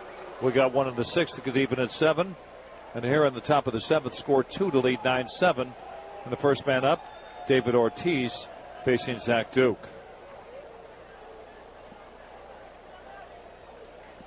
Pitch to Ortiz, strike one called. He doesn't seem to be bothered by left-handed pitchers either. It means nothing to him, or at least that's what we get from him, the effects anyway. Yeah, he hangs in there well. You just really got to flip him some good breaking stuff. The 0-1, down and away, 1 ball, 1 strike. They celebrate, certainly here at Fenway Park, the career of one Pedro Martinez, also a Hall of Famer yesterday. We've been to the Hall of Fame. It is a special place, isn't it? Well, I've not been to the played there, haven't you? Yeah, I've been to the Hall of Fame game. The 1-1, a jam shot on the ground towards second. Ramirez, the shortstop, in a position where the second baseman was, makes the play. That's 6-3 on the out. Was the shift was on, and Sanchez was in right field. I went to the Hall of Fame game there and did not actually make it inside the Hall of Fame. I drove right past it, though. I've been in. Yeah, well, special. I've been in there a few times before they renovated it also. And it's fans, baseball we think is the greatest game, and I'm sure people with football and those heritage, they all think their sport's good. But this is a game that we grew up loving to play and certainly love to bring you on the radio. But going to the Hall of Fame, it's just a special place. You need to go there. The pitch over for strike one to Daniel Nava. Cooperstown, New York. James Fenimore Cooper. 0-1 the count, 1 out. We owe you an ID. We'll get to it after the 0-1 pitch to Daniel Nava. Here it is, a side-arm pitch low. Take the ID. We're back at 10 on the score. And this is your White Sox Radio Network. Hanley here from the Mully and Hanley Show. We talk Sox and the rest of Chicago sports. Mornings 5 to 9 on Sports Radio 670 The Score, WSCR, and HD Chicago, WJMK, HD2 Chicago. The 1-1 outside, 2 balls, 1 strike on Daniel Nava. He's in the lineup because their first baseman, Mike Napoli, got the heave-ho in the first. Not arguing balls and strikes as much as he was upset with the call, but didn't really say anything. Threw the bat down at home plate, tossed the helmet down. The helmet popped up and hit Toby Bassner, the home plate umpire, on the shin, and he gave him the see you later, showed to the gate. That one's fouled out of play, and the count 2 balls, 2 strikes on Daniel Nava. Sox leading 9-7. We've collected 13 hits off Red Sox pitching. They've collected 10 off us. Well, you have seen it. I've seen it. Those helmets have a mind of their own. When you throw them, they don't go where you necessarily want them to. No. They have those ear flaps. You hit that ear flap, it's carrying somewhere. And, well, when Napoli decided to throw that down, it decided it was going to hit the umpire. 2 balls, 2 strikes, the 2-2 to Nava. Inside that it hit him. And I think it did. Yeah, he's going to go to first with a slight limp. So with 1 out, a hit by pitch for Nava. And here's Pablo Sandoval. And he is abandoned basically for now, switch batting. Yeah, the 2 for 49 or whatever it is that he is batting right-handed this year has pretty much said, that's it, I'm not doing it anymore. And you know what? I remember I tried to switch hit my first year in instructional ball. Yeah. And I went home during the winter and did some switch hitting, was ready to do it in 1982. And then next thing you know, they said, no, we don't really want you to do it. I said, thank you. So here's Sandoval, front and center, the third baseman. He's the tying run at home plate. The pitch from Duke in there for strike one. They list him at 250. Yeah, well, he, he's not real tall. No. It's 5'10" at most. I looked at the media guide, and I know he's under 6 feet by a bunch. 1-1 the count on Sandoval. Runner at first, 1 out. 9-7 Sox. Then the 0-1, a swing and a fly ball to right field. Here comes Avi Garcia, makes a running one-handed catch. Now they've gone almost halfway to second. It'll reset at first. He's there with 2 outs. Well, I'll say this for Sandoval. Batting just left-handed against left-handed pitchers doesn't seem to be a problem for him. Hangs in there, doesn't he? Yes. Ventura on a walk to the mound. Maybe going to the bullpen. As Duke pitched a lot on this road trip so far. Looks like he already has. Now he's going to the bullpen. Another pitching change. We're back up to Baltimore.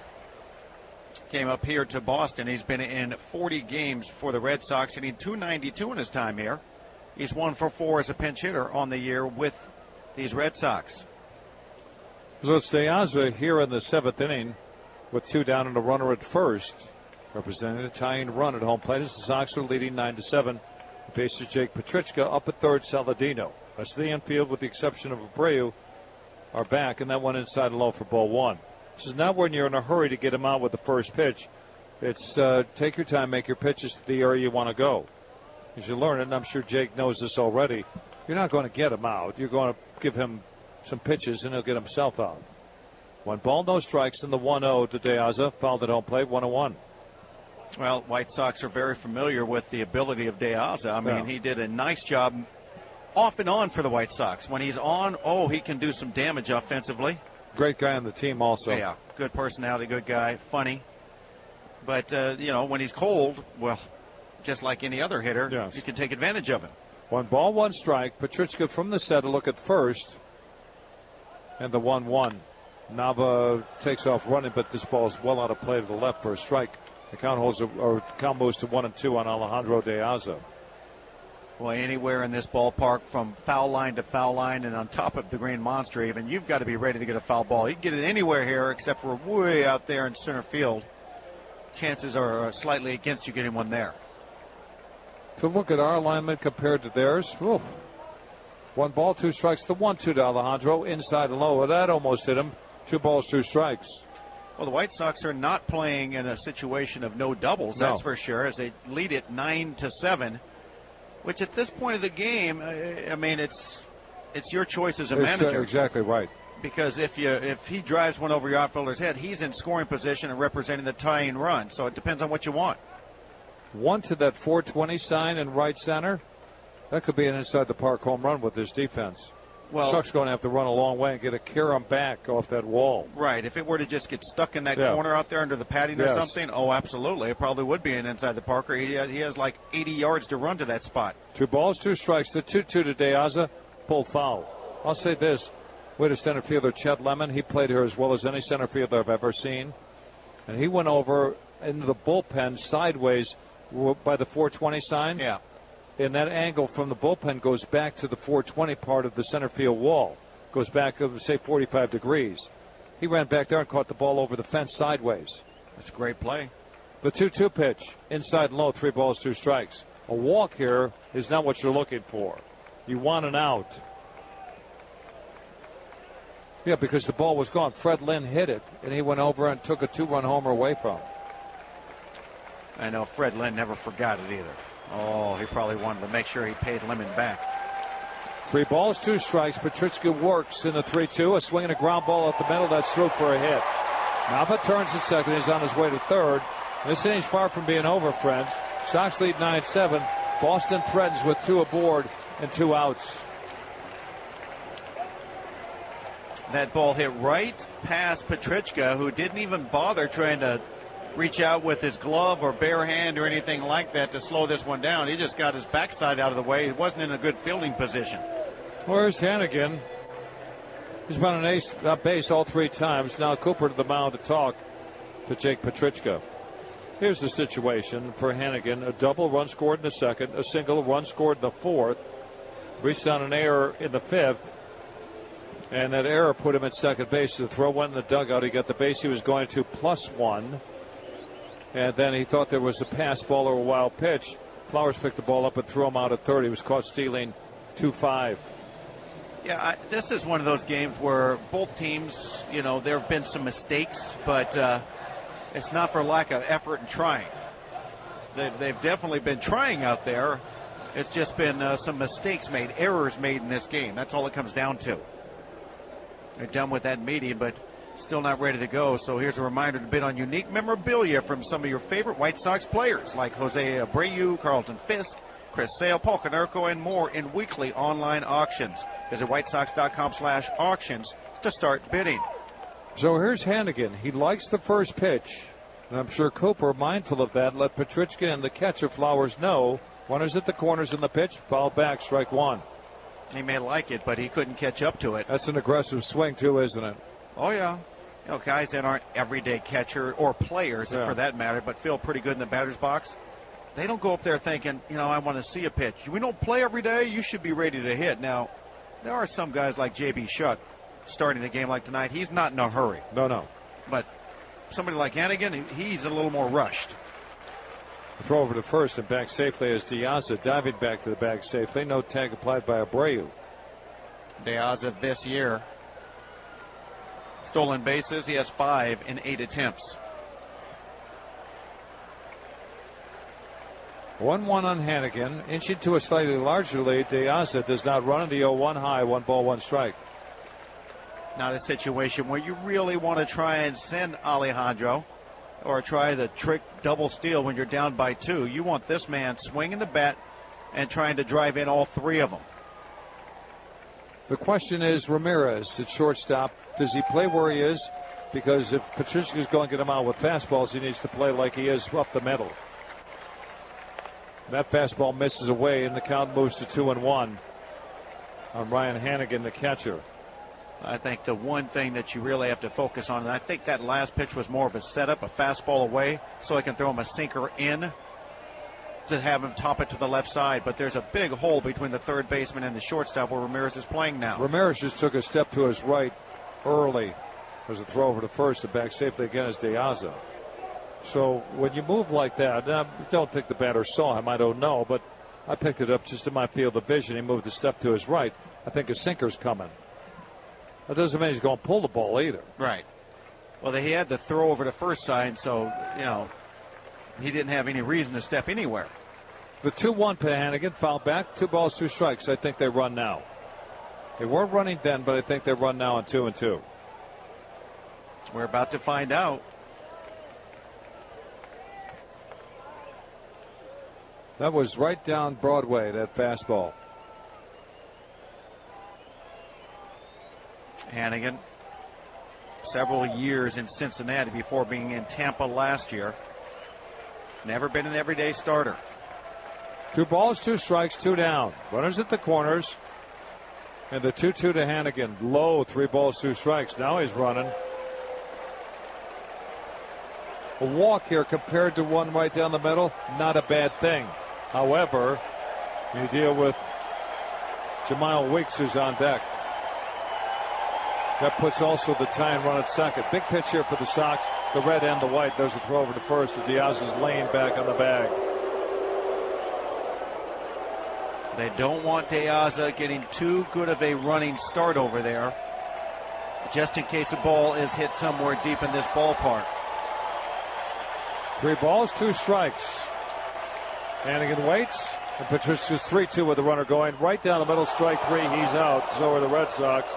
No runs, a hit batter. They leave runners at the corners through 7 at Fenway. 9-7 White Sox. Jake Petrichka comes in and, gets it done. He gives up the base hit, but then strands 2 runners by throwing a fastball right down the middle to Ryan Hannigan, who was guessing wrong and called out on strikes. So the White Sox strand a couple of runners, hold on to their 9-7 lead, and we are in the top of the 8th inning. Pitching change for Boston. Junichi Tazawa comes into the game. 44th appearance for him. The right-handed reliever has 1 win against 3 losses. No saves. Earned run average is good. That's at 2.81. 41 2/3 innings. 42 strikeouts. Just 7 walks. They signed him as an international free agent. Junichi Tazawa, as Darren mentioned. Craig Shipley signed him. Wasn't it the shortstop? Yeah, teammate of mine in San Diego. Yeah. Played with him a couple of years down there. Tazawa lives in Yokohama, Japan. He comes in to start the 8th inning. The 8th inning is brought to you by Beggar's Pizza. Stay tuned to the postgame show with Chris Ranji for your chance to win a Beggar's $50 gift card. The website is beggarspizza.com. Beggar's Pizza, they lay it out thick. Saladino leads off the 8th for the Sox. First pitch high for ball 1. Got the out-of-town scoreboard in this 8th inning, brought to you by General RV, the nation's largest family-owned RV dealer. They're in Huntley. We'll get to that. 9-7 Sox here at Fenway Park. We're in the 8th. And it is 6-2. The Yankees lead in Texas in the 7th at Arlington Stadium, or the ballpark at Arlington. That one's fouled out of play to the right. Strike 1. 1 ball, 1 strike. Continuing that scoreboard, they're playing tighten up as Detroit now jumps in front of Tampa Bay in the 8th. It's 7-5 Tigers. And Kansas City leading at Cleveland 9-4 that game in the 9th. Arizona at Seattle later. 1-1, or I should say 1-1 Atlanta playing at Baltimore. That's in the 8th. It was 0-0 into the 7th. They're playing actually in the 10th there. The 1-1. And the pitch up and in, 2 balls, 1 strike. He uses that hesitate delivery. We've seen that from some pitchers that have made their way from Japan to this country. Yeah, played over there. The guys use that delivery? Well, No. most of them, to be honest with you. Yeah, there was no real fluid deliveries. They all had some little stop, it seemed, in the middle of their windup, and then they'd come at you trying to throw off your timing as a hitter. 2 balls, 1 strike. And the 2-1, foul back, 2 balls, 2 strikes on Tyler Saladino. But what that does is not a whole lot, because you're coming to a stop, and the hitter's like, okay, there's the stop. And then right after that, you start up again, so you're able to time the delivery. If there was some little deception with the foot coming down and you falling forward or turning your back and then hiding the ball, that's more deceptive than just that little pause. 2 balls, 2 strikes, 8th inning, 9-7 Sox, 24 hits. Sox have had 13 of those hits. And the 2-2 to Saladino, swung on a miss, strike 3, he's out. Curveball. Brought the hook. Yes, he did, and it was effective. 1 out. There's Melky Cabrera. The good news, 2 doubles, 2 runs scored in his first 2 at-bats. The bad news, in the 5th and 6th, strikeouts. 2 for 4. Yeah, you'll take the 2 doubles. You're not worried about the strikeouts, especially if you're winning. Tickets sold tonight to see Game 1 of the 4-game series. 37,401, a sellout here at Fenway. Sox trying to add on here in the 8th with 1 out. Bases clear. 9-7. Here's Cabrera. Tazawa deals. Curveball low for ball 1. Tomorrow, which is approaching quicker than we thought, Jeff Samardzija for the Sox. Wade Miley will pitch for these Red Sox. Pregame show tomorrow night. Central Time, 5:35 with the pregame show on Chris Ranji. Lineups, we'll have those for you about 6 o'clock Chicago time. And the first pitch at 6:10. From historic Fenway Park in Boston. 1 out, 9-7 Sox, and Tazawa, the righty, deals the 1-0 to Melky Cabrera. Foul back, 1 ball, 1 strike.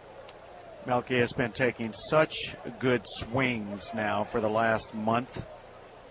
It's fun to watch the guy that we knew we were going to be getting. It just took him quite a while to get it. But you anticipated the guy that was going to hit you several doubles. I mean, close to 30 doubles possibly, 15 to 16 home runs, drive in maybe 70, 80 runs. Well, now he's on the pace to basically do all of that. That's exactly right. 1 ball, 1 strike, 1 out. And the 1-1, the Cabrera tried the outside corner, didn't get the call. Close, didn't get it, 2 balls and a strike. And it becomes illogical, but hitters will do this. They'll go, man, if I'd have only got off to a good start. Hey, the season's the season. That's what exactly. I think. But, I mean, hitters will sit there and say, man, now that I'm hot, if I'd have... But while you were struggling, you thought you were the worst player ever, and you were never going to figure out hitting again. But when you get hot, you thought, I should have been doing this all along. 2 balls and a strike on Cabrera, the left fielder. Tazawa's 2-1. Swinging a pop-up, falling out of play to the left. 2 balls, 2 strikes. We're in the 8th. Sox leading here at Fenway Park, 9-7. The game is over 3 hours right now. And there's plenty of baseball left, folks. Don't go anywhere.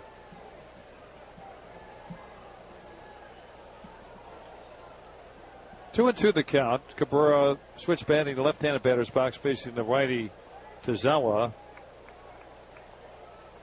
On deck is Abreu. The game is at home plate, though. And the 2-2 again to Melky. A swing and a shot up the middle. Weeks dives, gets the ball, throws to first. That's a great play. Got him. Weeks made one heck of a play at the rim of the infield. Oh, you're not kidding. I mean, that ball was past him. He was diving towards the outfield grass. I mean, he was diving towards the center fielder and reaching out and catching that, and it was almost in the outfield grass. And he makes a great play getting up quickly. You know, once he caught it, it was like, he's out. I think Melky might have been a bit of a spectator because out of habit, when you hit that, you're running and you're looking, going, get by, get by. Uh-oh, he caught it. I thought the throw was as good as the play, to tell you the truth. Oh, man. So Weeks robs him, and here's Abreu. Hit by a pitch, run scored in the first, a single, run batted into the third, and a double run scored in the fifth, and then a walk. Tazawa's deals, upstairs, ball one. Jamal's big brother, Ricky, had quite the big league career. I think he played a little bit last year and was released, and he's out of baseball now. We saw him with Oakland, didn't we? Jamal, yes. Yeah. His brother Ricky, a lot of years in Milwaukee. Then I believe he briefly went on to Seattle. Seattle, there it is. Here's the 1-0. Curveball, and that's a beauty, 1-1. So Tazawa can't locate the fastball. Nothing wrong with that if you got a curveball like that either. No, and it's a good curveball pace-wise, just 75 miles an hour. 1 ball, 1 strike, 2 down, 8th inning. When the Red Sox bat at the bottom of this inning, 9-1-2 with Weeks leading the way. Tazawa look at third with no one there, and the 1-1. Fastball got a call on the inside corner, 1-2. You know, Abreu's the kind of guy you wouldn't want to, like, 2 or 3 guys bump into in an alley and try and mess with him because you can't hurt him. He gets hit by pitches. He goes, oh, no big deal. He hits foul balls off his body all day long, and he's like, yeah, I'm going to first. He can take a beating. He was hit by a pitch in the first, and I thought they may have broken a bone. Hopefully, I'm glad it didn't. Yeah, and since then, all he's done is, well, just rip the baseball a couple of times. Tazawa from the set, the 1-2 with 2 down. That pitch, close, didn't get it. That ball was down, 2 balls, 2 strikes. Got hit in the wrist, and he let everybody know that it hurt. But then he came up, drove in a run with a rocket to right center field, a double down the left field line. He's walked since being hit by a pitch. So you don't want to mess with him. We're coming your way from the broadcast booth, brought to you by U.S. Bank here at Fenway Park in Boston. 2 balls, 2 strikes, 2 down. Tazawa's next pitch on 2-2. Here it is. Went around on a breaking pitch. He's out on strikes. So Tazawa comes in and strikes out 2 in a 1-2-3-8. The scene of Sweet Caroline. We're going to the bottom of the 8th here at Fenway. 9-7 White Sox. They are singing. They're singing along with the Neil Diamond hit Sweet Caroline here at Fenway. And that has become a staple here that you look forward to in the 8th inning as a player and also as a fan. And they start yelling the words to it as they are right now. Well, the song doesn't wear thin on players visiting players because they hear it like 4 times Red a Sox year. players are going, enough of Neil. Oh, absolutely. But, when you come in as a visitor, like, hey, 4 nights in a row you hear Neil, and that's it. Jamal Weeks to lead it off. First pitch in there for strike 1 to the second baseman. 2 hits. A run batted in. He is 2 out of 3. 9-7 White Sox here in the Boston 8th. You are counting outs right now. Get this guy, he will take you to the next batter, and so on. 3-0-1 to Weeks. Fouled out a play on the ground. That goes in and off. I thought it was going in the dugout. It hit that little barrier of cement, then bounced up into the stands. If you're not careful in the dugout, that comes up and gets you right in the melon. Well, it was definitely times where players would be yelling, watch your lips. Yeah. Because, you're about to get busted in them. So Weeks down into the count 0-2. Petrichka breathing signs from his catcher, Tyler Flowers. The righty from the extended stretch deals the 0-2. Fastball, strike 3 called. Darren, I have to say it now. We've seen more guys take an 0-2 pitch for a strike than in recent memory. What are they thinking? Well, there's no more 2-strike traditional things going on. Fastballs seem to be the surprise pitch with 2 strikes. That's what Hannigan took, a fastball down the middle. And that's what Weeks took, a fastball down the middle. You now get to 2 strikes, certain counts, you just know you're not getting a heater. And when they throw it, you're just not ready for it. That's why I always tell you, the pitch that should upset you the most to be called out on strike should be the fastball. Yeah. So you should be ready for it. Here's Mookie Betts, and that one, fastball to the outside corner, strike 1. Betts, as I mentioned the last time I was up, he was 3 for 3 with 2 runs batted in. 2 singles, and between those 2 singles, a double. Last time up, a comebacker to the mound, 1-3 on the out, and barely out at first, and there's strike 2, took another fastball. The hardest thing is for so many hitters to keep your focus and concentration every at bat, every pitch, every day. That's why there's Hall of Famers and guys that aren't. Next pitch down, 1 ball, 2 strikes. They don't miss the one you make a mistake on, the guys that are going to the Hall. I mean, their focus is there so much more than guys that are average or just happy to be in the big leagues. Yeah. The focus level is something that, is exhausting. Every night mentally you're just going, oh, I can't do this. I can't think anymore. The 1-2 from Petrichka struck him out swinging. He blows away Betts. He's got 3 strikeouts in a row. There's Petrichka. Got Hannigan close out the 7th. Opens, but getting Weeks follow suit with Betts to Hanley Ramirez. But when you are locked in with the right thought process as a hitter, it's not hard. You just you get it. You're sitting there going, oh, this guy's going to do this. I know it. But boom, you hit him. Yeah. You can think along with him. But the other times, it's just an everyday struggle to survive. Yeah. So here's Hanley Ramirez. Not good tonight, and we want to keep it that way. He's 0 for 4. 3 ground outs and reached on an error by the third baseman, Saladino. And the pitch on the inside corner for strike one. Was that a hanging breaking pitch? I don't know about hanging, but it was definitely a nasty slider after he's blown 3 straight guys away with fastballs. Was the inside corner, that front door slider. See, he's laughing. Yeah, because Ramirez, there's no way. He's thinking, all right, here comes the heat. Yeah. This guy's throwing mid-90s, sinking it. Slider inside corner. You're going, oh, okay, great. 1-1 the count. And the pitch, tap foul at home plate. He swung at a pitch on the outside corner, moving away, another slider. Yeah, as hitter, you sit on the deck, in the hole, in the dugout, watching what the pitcher's doing to the batters in front of you, and you're going, oh, this guy's bringing the heat. This guy's bringing. When you get up there, that's what you've got locked in. This guy is throwing fastballs.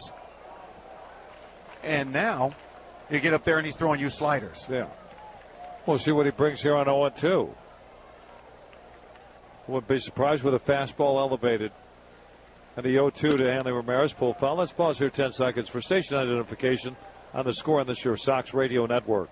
Jason Goff here from the Spiegel and Goff Show, weekdays 9 to 1, talking White Sox and all of Chicago's teams. This is WSCR and HD Chicago, WJMK HD2 Chicago. Alongside Darren Jackson and Farmer at Fenway Park in Boston. First of 4 back here tomorrow night. Samardzija will pitch for the Sox. Miley will pitch for the Red Sox.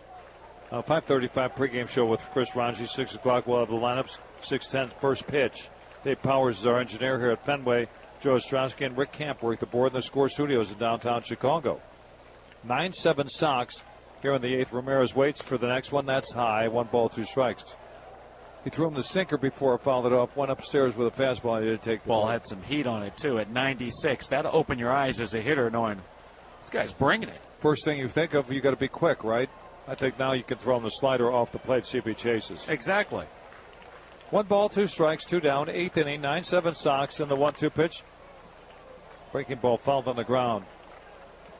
That slider, he tried to front door him. Tyler Flowers set up on the inside corner for that pitch, and that's where he threw it, down and in on it. News from Boston. Before the game started, they traded Shane Victorino to the Anaheim Angels for cash considerations. And they called up Castillo from AAA Pawtucket.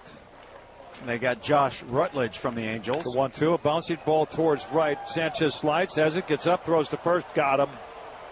That's a great play by Sanchez, far to his left, making the play in the outfield and throwing him out. Petrichka with 2 strikeouts and a ground out works a perfect 8th to the 9th. 9-7 White Sox. You lay it on thick.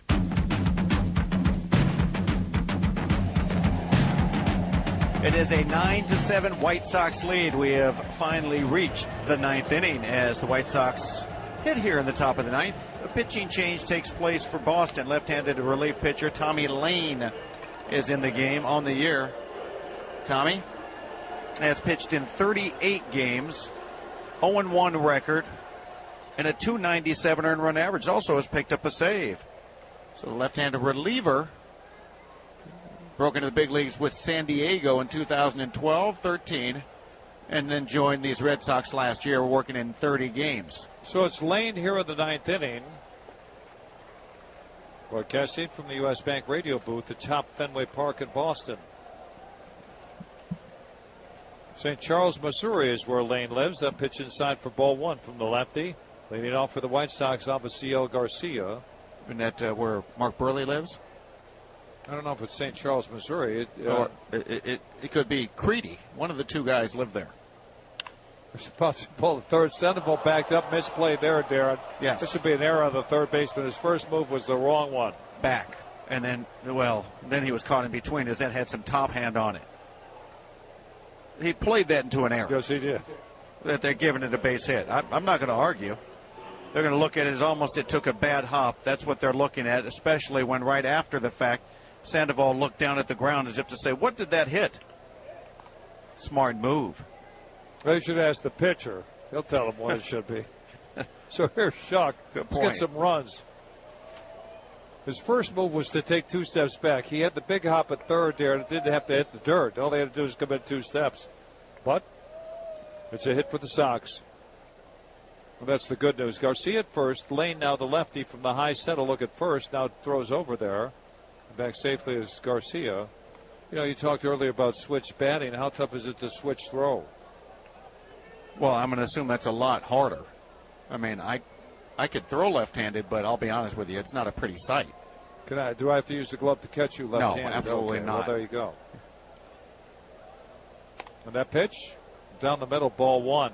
The hit by Garcia. The Sox have 14 and lead 9-7 here in the 9th. During my time around Major League Baseball, professional baseball, I've only seen a couple of guys, ambidextrous pitchers. Greg Harris do it here Greg with the Red Harris, Sox. Yep. And now, was it Vendetti? Yeah, with the Oakland A's. Yeah. 1 ball, no strikes. Here's the 1-0 from Lane, showing bunt. Bunted in front of home plate. Hannigan looks at second. The catcher throws to first. That's 2-3 on the sacrifice by J.B. Shuck. You know, Hannigan gave that glance to second base. That ball was basically 4 or 5 feet in front of home plate, deadened by Shuck. Generally, that's a ball you want to jump on and quickly fire to second instead of just looking. But with the look, if you don't throw it right away, there's no chance. Exactly right. Once you look, you've waited too long. Here's Ramirez, overdue tonight. He is 0 for 4 with a double play, also on a strikeout. I mean, the velocity of which guys run on a baseball field or any sport, you got to realize home plate to first base is 30 yards, and they get there in 4 seconds. Yeah. So, you know, if you hesitate for a second, somebody's taken 3 or 4 strides on you already. Well, Lane deals to Ramirez inside for ball 1. The closer you get to the field, the harder this game is played. The velocity, as you mentioned, with his pitches and the speed of the ball off the bat, but it's also the guy running in, either to the base he's going to on a batted ball or the one he's going to on someone else's head. Because there's no gray area. You're on the way. You're going to be steamrolled. Here's the 1-0. Missed. 2 balls, no strikes on Ramirez. You know, playing professional baseball, you know, you're accustomed to being on the field, messing around in the infield during batting practice, going to the outfield. Well, I've been out there on the field since I've retired, and you all of a sudden go, this is huge. They're going to walk Ramirez intentionally. Well, you're on it every day. It's like, you know, going somewhere to play another game, and you play it at one speed, and then you see it played as a professional. It's a whole different ball game. You go watch the Bulls play, and you go, that ain't the game I play. Right. It's strange. You know, on the occasion, I'll go on U.S. Cellular Field, stand in center field where I've got some kids I'm taking out there or something showing in the field, and I'll stand where, you know, I used to play. Yes. I'll turn around and look at the fence, and I go, wow, that's a long ways away. And I turn around and look at the infield, and I go, wow, that's a long ways away.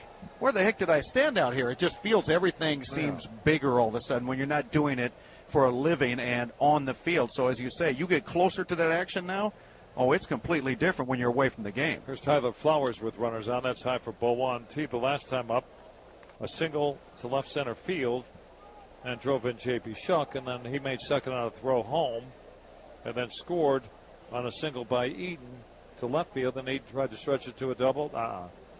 But the run scored in time. Darren called him safe before I did. A look at second and first. Here's the line drive to left down the line. That's going to plate 1. That's going to ricochet around in the corner. Ramirez scoots to third and headed for second as Flowers with a double. It's now 10-7 White Sox. Wow. This offense has been relentless. I mean, everybody, guys that had really been struggling are adding to the hit tally and driving in runs. Tyler Flowers has been on that train as well. He was dropping down below 200. He's got himself a couple of hits and RBIs tonight as well.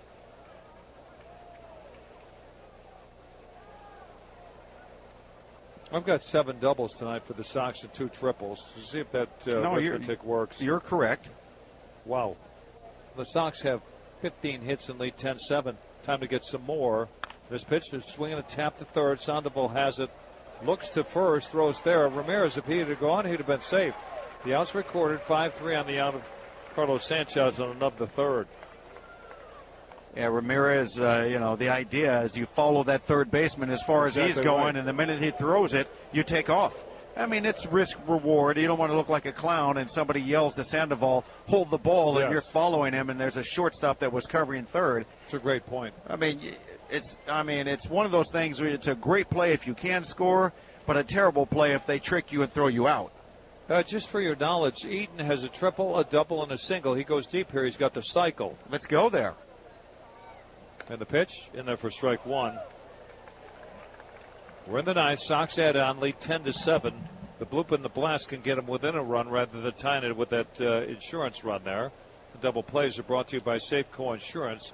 Figured as long as they've got an extra run. And sure. The Safeco Insurance do more. One strike on Adam Eaton. Open stance, left-handed batter's box. Ramirez at third, and Flowers at second.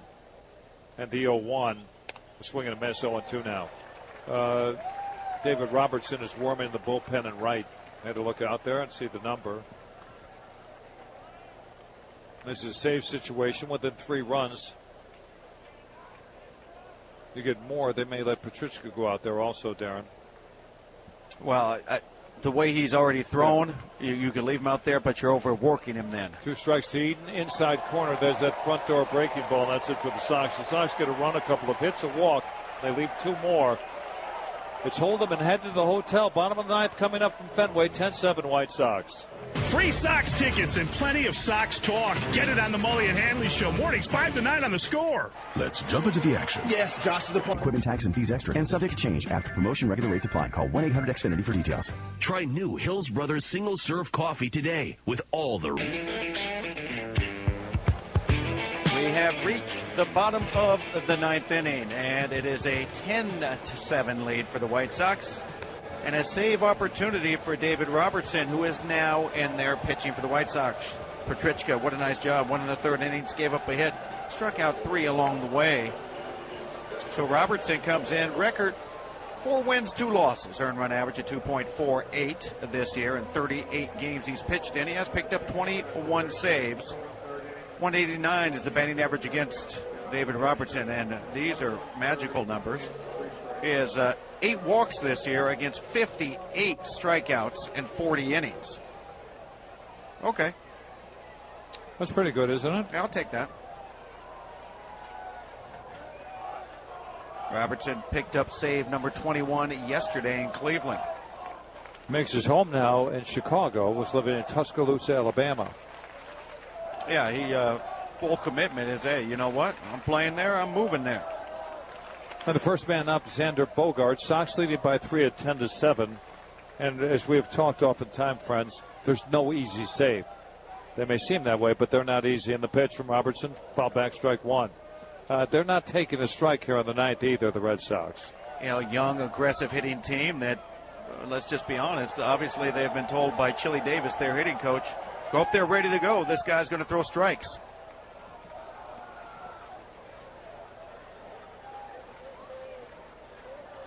Robertson with the pants bloused just below the knee, deals from the stretch to 0-1. Swung and a missed 0-2. Is that the curve? That was the curve, and that was not a strike. And we've seen that swing tonight from Bogaerts, who, well, the team leader with the 317 average coming in, but breaking balls down to the way, he has really looked off balance swinging at them. You know what I do, don't you? Throw him another one down there and see if he bites. Absolutely. I mean, you can't be faulted if all of a sudden he makes a great swing at the way that he looked on that swing. Robertson works from the first base side of the pitching, or third base side of the pitching rubber. He came with the curve again, and he didn't swing at it, so the count changes to 1-2, and probably the pitch changes also. Yeah, but Robertson might be discouraged from throwing that again as Flowers, well, he went down to block that, but it kicked about 30 feet to the left off of him. If he swings at that, he's safe at first. Maybe the 1-2 pitch is that hammer that's a strike, and he catches it in the air. You know, they don't know the plans for Flowers and Robertson, but we're going to find out right now. At the 1-2, there's the curve down, 2 balls, 2 strikes. It was the one that he caught in the air, though. The 10 runs, 15 hits for the Sox, 2 errors, 7 runs, 11 hits for the Red Sox with an error. White Sox have played catch up at one time and then come and get us. I think he's throwing that same curveball. Now he's ready to chase it after taking it twice, saying, he won't throw it to me again. Here's the 2-2 to Xander Bogaerts, swinging a shot towards right, gobbled up by Sanchez. One step in the outfield throws him out. The Red Sox 1 up, 1 down here in the ninth. for David Ortiz. I hit that ball fairly hard, and it was the fastball.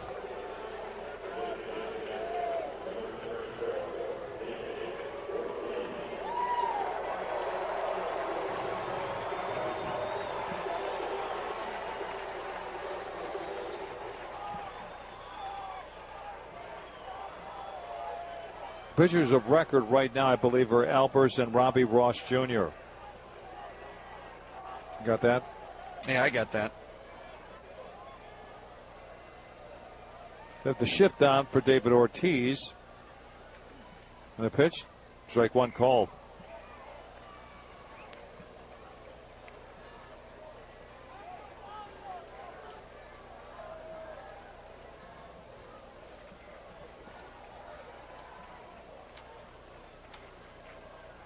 And the 0-1 to Ortiz. That's down. 1 ball, 1 strike. You're not in a hurry to get the game over with. You take the outs to present themselves. That's how it works. You learn that. Robertson certainly knows that. But you learn it in time. Well, Robertson has faced Ortiz 13 times. He's 3 for 13. That pitch, that's strike 2. 1 ball, 2 strikes on Big Poppy, as he's known here and around Major League Baseball, David Ortiz. Yeah, that's definitely a nickname well known everywhere now.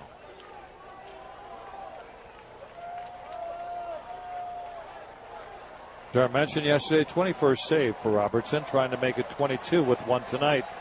1 ball, 2 strikes, and the 1-2 to Ortiz. Full foul on the ground. Was that the cutter? That was the cutter. 93 miles an hour right in his hands, and he fouled it off of his right knee area because Ortiz walked across the other side of the plate, dropped the bat, and then rubbed his knee. The cutter difference from the slider, how, Darren? Well, slider is a little more demonstrative. It's got some more depth to it and some more late bite. The cutter is just boring all the time, just steadily out of the hand, just a steady angle and just no real bite to it. The 1-2 to Ortiz, swung on a foul tip. That ball was off the inside part of home plate by 3 or 4 inches, too close to take, and still swung it and fouled it off. Yeah, you put a little twist on the wrist a lot of the time for the slider. Pitchers do, compared to that, as you like to say, you throw that slider, you're supposed to throw it like a football. Yeah. Well, that's today's cutter. You're throwing it pretty much just with your hand on the side of it, just like it's a fastball. 1 out, 9th inning, 10-7 White Sox. Ortiz waiting for the 1-2 pitch. It calls time late at home plate.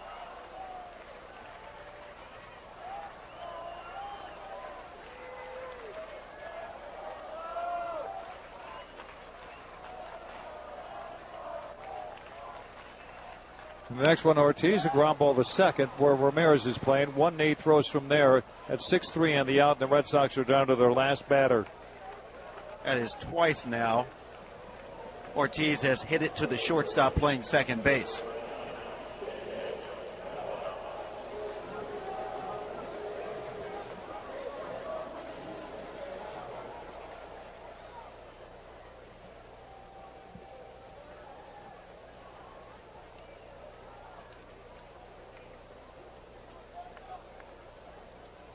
Well, here's the guy we've been looking for all night, Daniel Nava. We weren't looking at him in the first inning until Napoli hit the home plate umpire by mistake with a helmet and a shin guard. That one's high for ball 1. Nava officially tonight is 0 for 2 and hit by a pitch the last time, up in the foot or the ankle. Hey, 152, there's a strike. 1 ball, 1 strike. High percentage of strikes all the time for Robertson. Right now, 13 pitches, 9 strikes.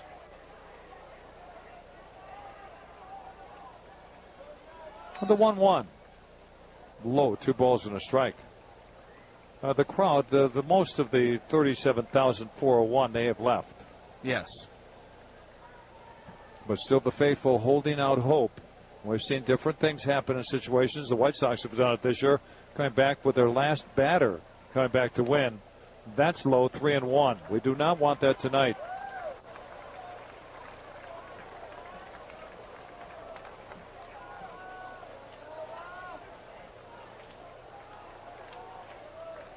Three balls, 1 strike, 2 down, 9th inning. Sox leading 10-7, and the 3-1. He walked him. That is not something he does very often. Wow. Don't know where that came from. All of a sudden he faces the one guy in this lineup that's not even supposed to be in the batter's box, and he has a letdown.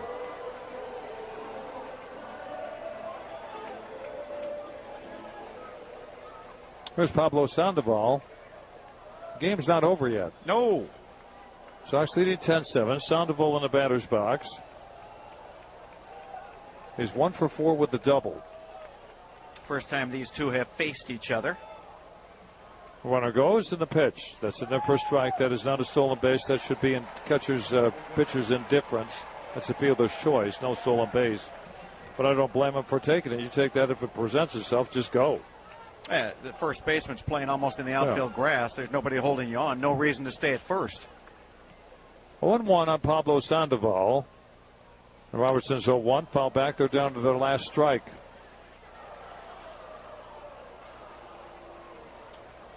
It appears to me as if Robertson went around Nava. Just to get to Sandoval? You may be right. I mean, with nobody on, that doesn't make any sense, but that's what it looks like, because he was not even close to the strike zone. Then you get the next batter up, strike one, strike two. It's whoever you're comfortable with, but one guy can give you a different look just by looking at him. That's Two true. strikes on Sandoval. And the 0-2 pitch is swinging a bouncing ball towards right field. Hopped over the glove with Sanchez in the right. A run home for the Red Sox. And now the tying run comes to home plate. Sanchez was there, but that took a bad bounce as he was sliding the field for it. Hit the edge of the grass, I believe, and just kicked up over his glove. Normally, I'd say you pinch run for him, but you don't have to because you're not that close. If he was at first with the tying run, then I'd say, yeah, you might want to pinch run for him. Absolutely. Not now. No, I mean, you'd be wasting one of your bench players, putting them out there now, and available on the bench for them. They've got Brock Holt, but he's a little banged up. And they have their catcher, Swihart. So the 2-out walk turns into a run, and the Sox are playing this one the way they played it with Nava at first. They're inviting Pablo Sandoval to run.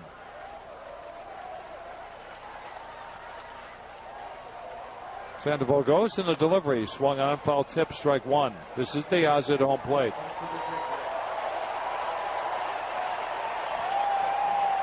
Now a single gets him within a run. Yes. Well, you mentioned this game wasn't over, and not here. Well, not anywhere, but especially here. I mean, you got some dimensions here that could play with your mind. Certainly, it was your pitching. 0-1 the count. And the 1-strike pitch to Diaz, that's high. 1 ball, 1 strike.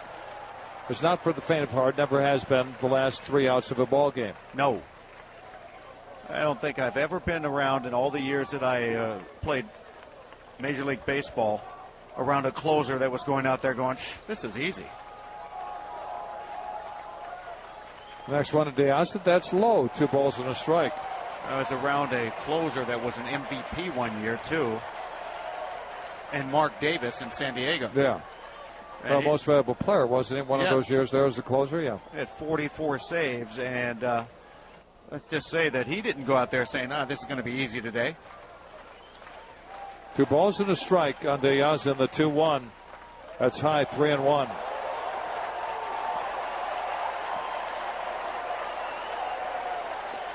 You walk him, and it sets up this. Hannigan's next, the catcher. I don't want to talk about that. Let's get him out first. Diaz had called the game over. 3 balls, 1 strike on Alejandro Diaz. Sandoval at second, and the 3-1 foul back. They're down to their last strike. And as many batters.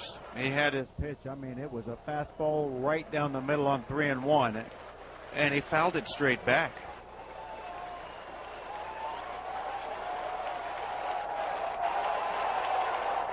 Three balls, 2 strikes, 2 outs. 9th inning, 10-8 White Sox.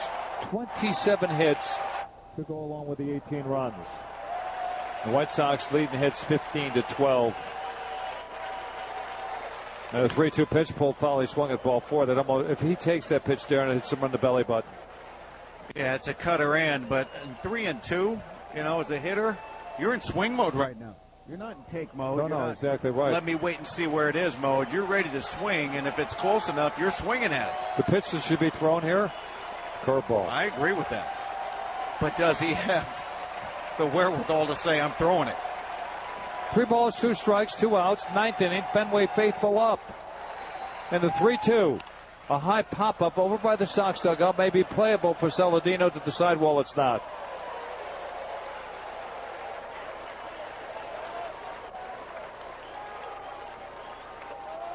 Mentioning how De Aza basically is in swing mode. Yeah, you throw a curveball for a strike, that hard biter that he has. I mean, you throw it for a strike, not for, I hope he swings at it. No, absolutely not. I mean, you're throwing a fastball for a strike. What's the difference? The tying run rested home plate with Alejandro De Aza. Sandoval at second. The pitch of the game right here. And the 3-2. Foul back. We'll do it again. See, he's throwing the fastball for a strike, and yet, I guarantee if he throws him a 3-2 curveball, he's not looking for that pitch. No, he probably will take it for strike 3. Let's pause here 10 seconds for station identification on the score on the Sox Radio Network. Welcome to the score, WSCR and HD Chicago, WJMK HD2 Chicago. 3 balls, 2 strikes. The 3-2 to De Aza. Swung on a foul tip. They'll say this. He's hanging tough. Well, he's seen the cutter, and then the cutter and cutter again. So he's in, I'm going to swing at this mode. Right about now, though, after fouling off all these pitches, he's still looking for the cutter. But he knows anytime now that curveball will be thrown, and there's not much he's going to be able to do about it. Remember, there were 2 outs with no one on. Yeah. A walk, a fielder's choice going to second, and a single. And now 3-2 on De Aza, who's the tying run at home plate here in the 9th. And another 3-2 pitch. He walked him. Talk about a good at bat. It was right there. Yep.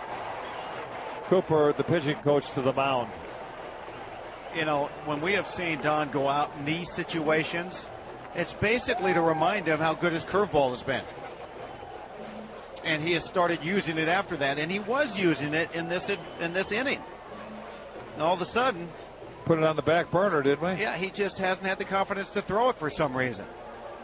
You know, as you will attest to, there are certain ways a pitcher is going to think about something, as if one pitch I'm not going to get beat on is this. Right, I never thought that. Well, you may not have, but there are big guys. No, absolutely. I mean, the reason I didn't think of it, because I didn't want to get beat. I was thinking of what I was going to do in that count or that strike zone to that batter. May not have worked out that way, but that was the way I thought. So if anything, it looks to me to this point as if he's saying, I'm not going to get beat on the curveball. On 3-2, I'm not going to get beat on. Right. I'm going with my best pitch. My best pitch is my fastball. And that's the way a lot of pitchers will think. I'm going with my best pitch. So it's here for the Sox, the red and the white. If they get Hannigan out, the game is over. And if Hannigan does something else and goes out of here, the game's over also. Well, trust me, he's ready to try and hit one out of here. Yes, he is. He wants to be a hero. 2 outs, 2 on. Robertson's delivery is swinging a foul back, strike 1. He did a hop, skip, and a jump to Ryan Hannigan at home plate. Well, he was looking for the fastball, got it, and didn't hit it. At second base, Pablo Sandoval. Over at first, Alejandro De Aza. White Sox clinging to a 10-8 lead here in the 9th. They should be playing no doubles. They are not. 1 strike on Hannigan. And the 0-1. Curveball down. 1 ball, 1 strike. He was in swing mode. Darren, if that's located over home plate, that's strike 2. Absolutely. He would have swung. You've got in center field Chuck playing straight up and regular depth.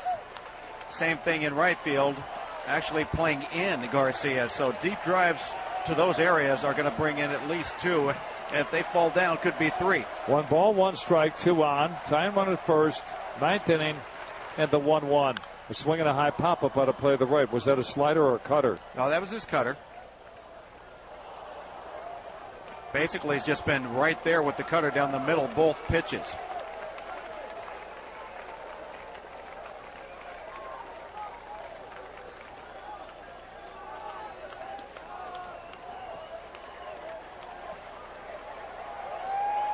Hannigan taking some swings outside the batter's box. Now backhand, digs in with the right foot. Turns his hips. Now he's in the batter's box waiting for Robertson. Fans on their feet here at Fenway Park. Ninth inning. 1 ball, 2 strikes, 2 down. Room to work. And the 1-2 pitch. Bouncing ball towards short. Saladino, tough play, has it, throws. Sox win. Sox win. It was suspenseful. They hang on and beat it 10-8. Time of the game was 3 hours, almost 55 minutes. And Darren, this one was not easy. But when you look at things the way they are, the White Sox have won 5 in a row. Well, that's exactly right. And it's not as if the Cleveland Indians, when we went there, had been really struggling. We had been playing worse than them. Turn things around. Come in here, a team that scored a lot of runs last night in Boston and is victorious. They swung the bats well again tonight. But tonight, our offense once again was able to carry the pitching. And sometimes you just got to do it because the pitching all year long has been trying to carry the offense.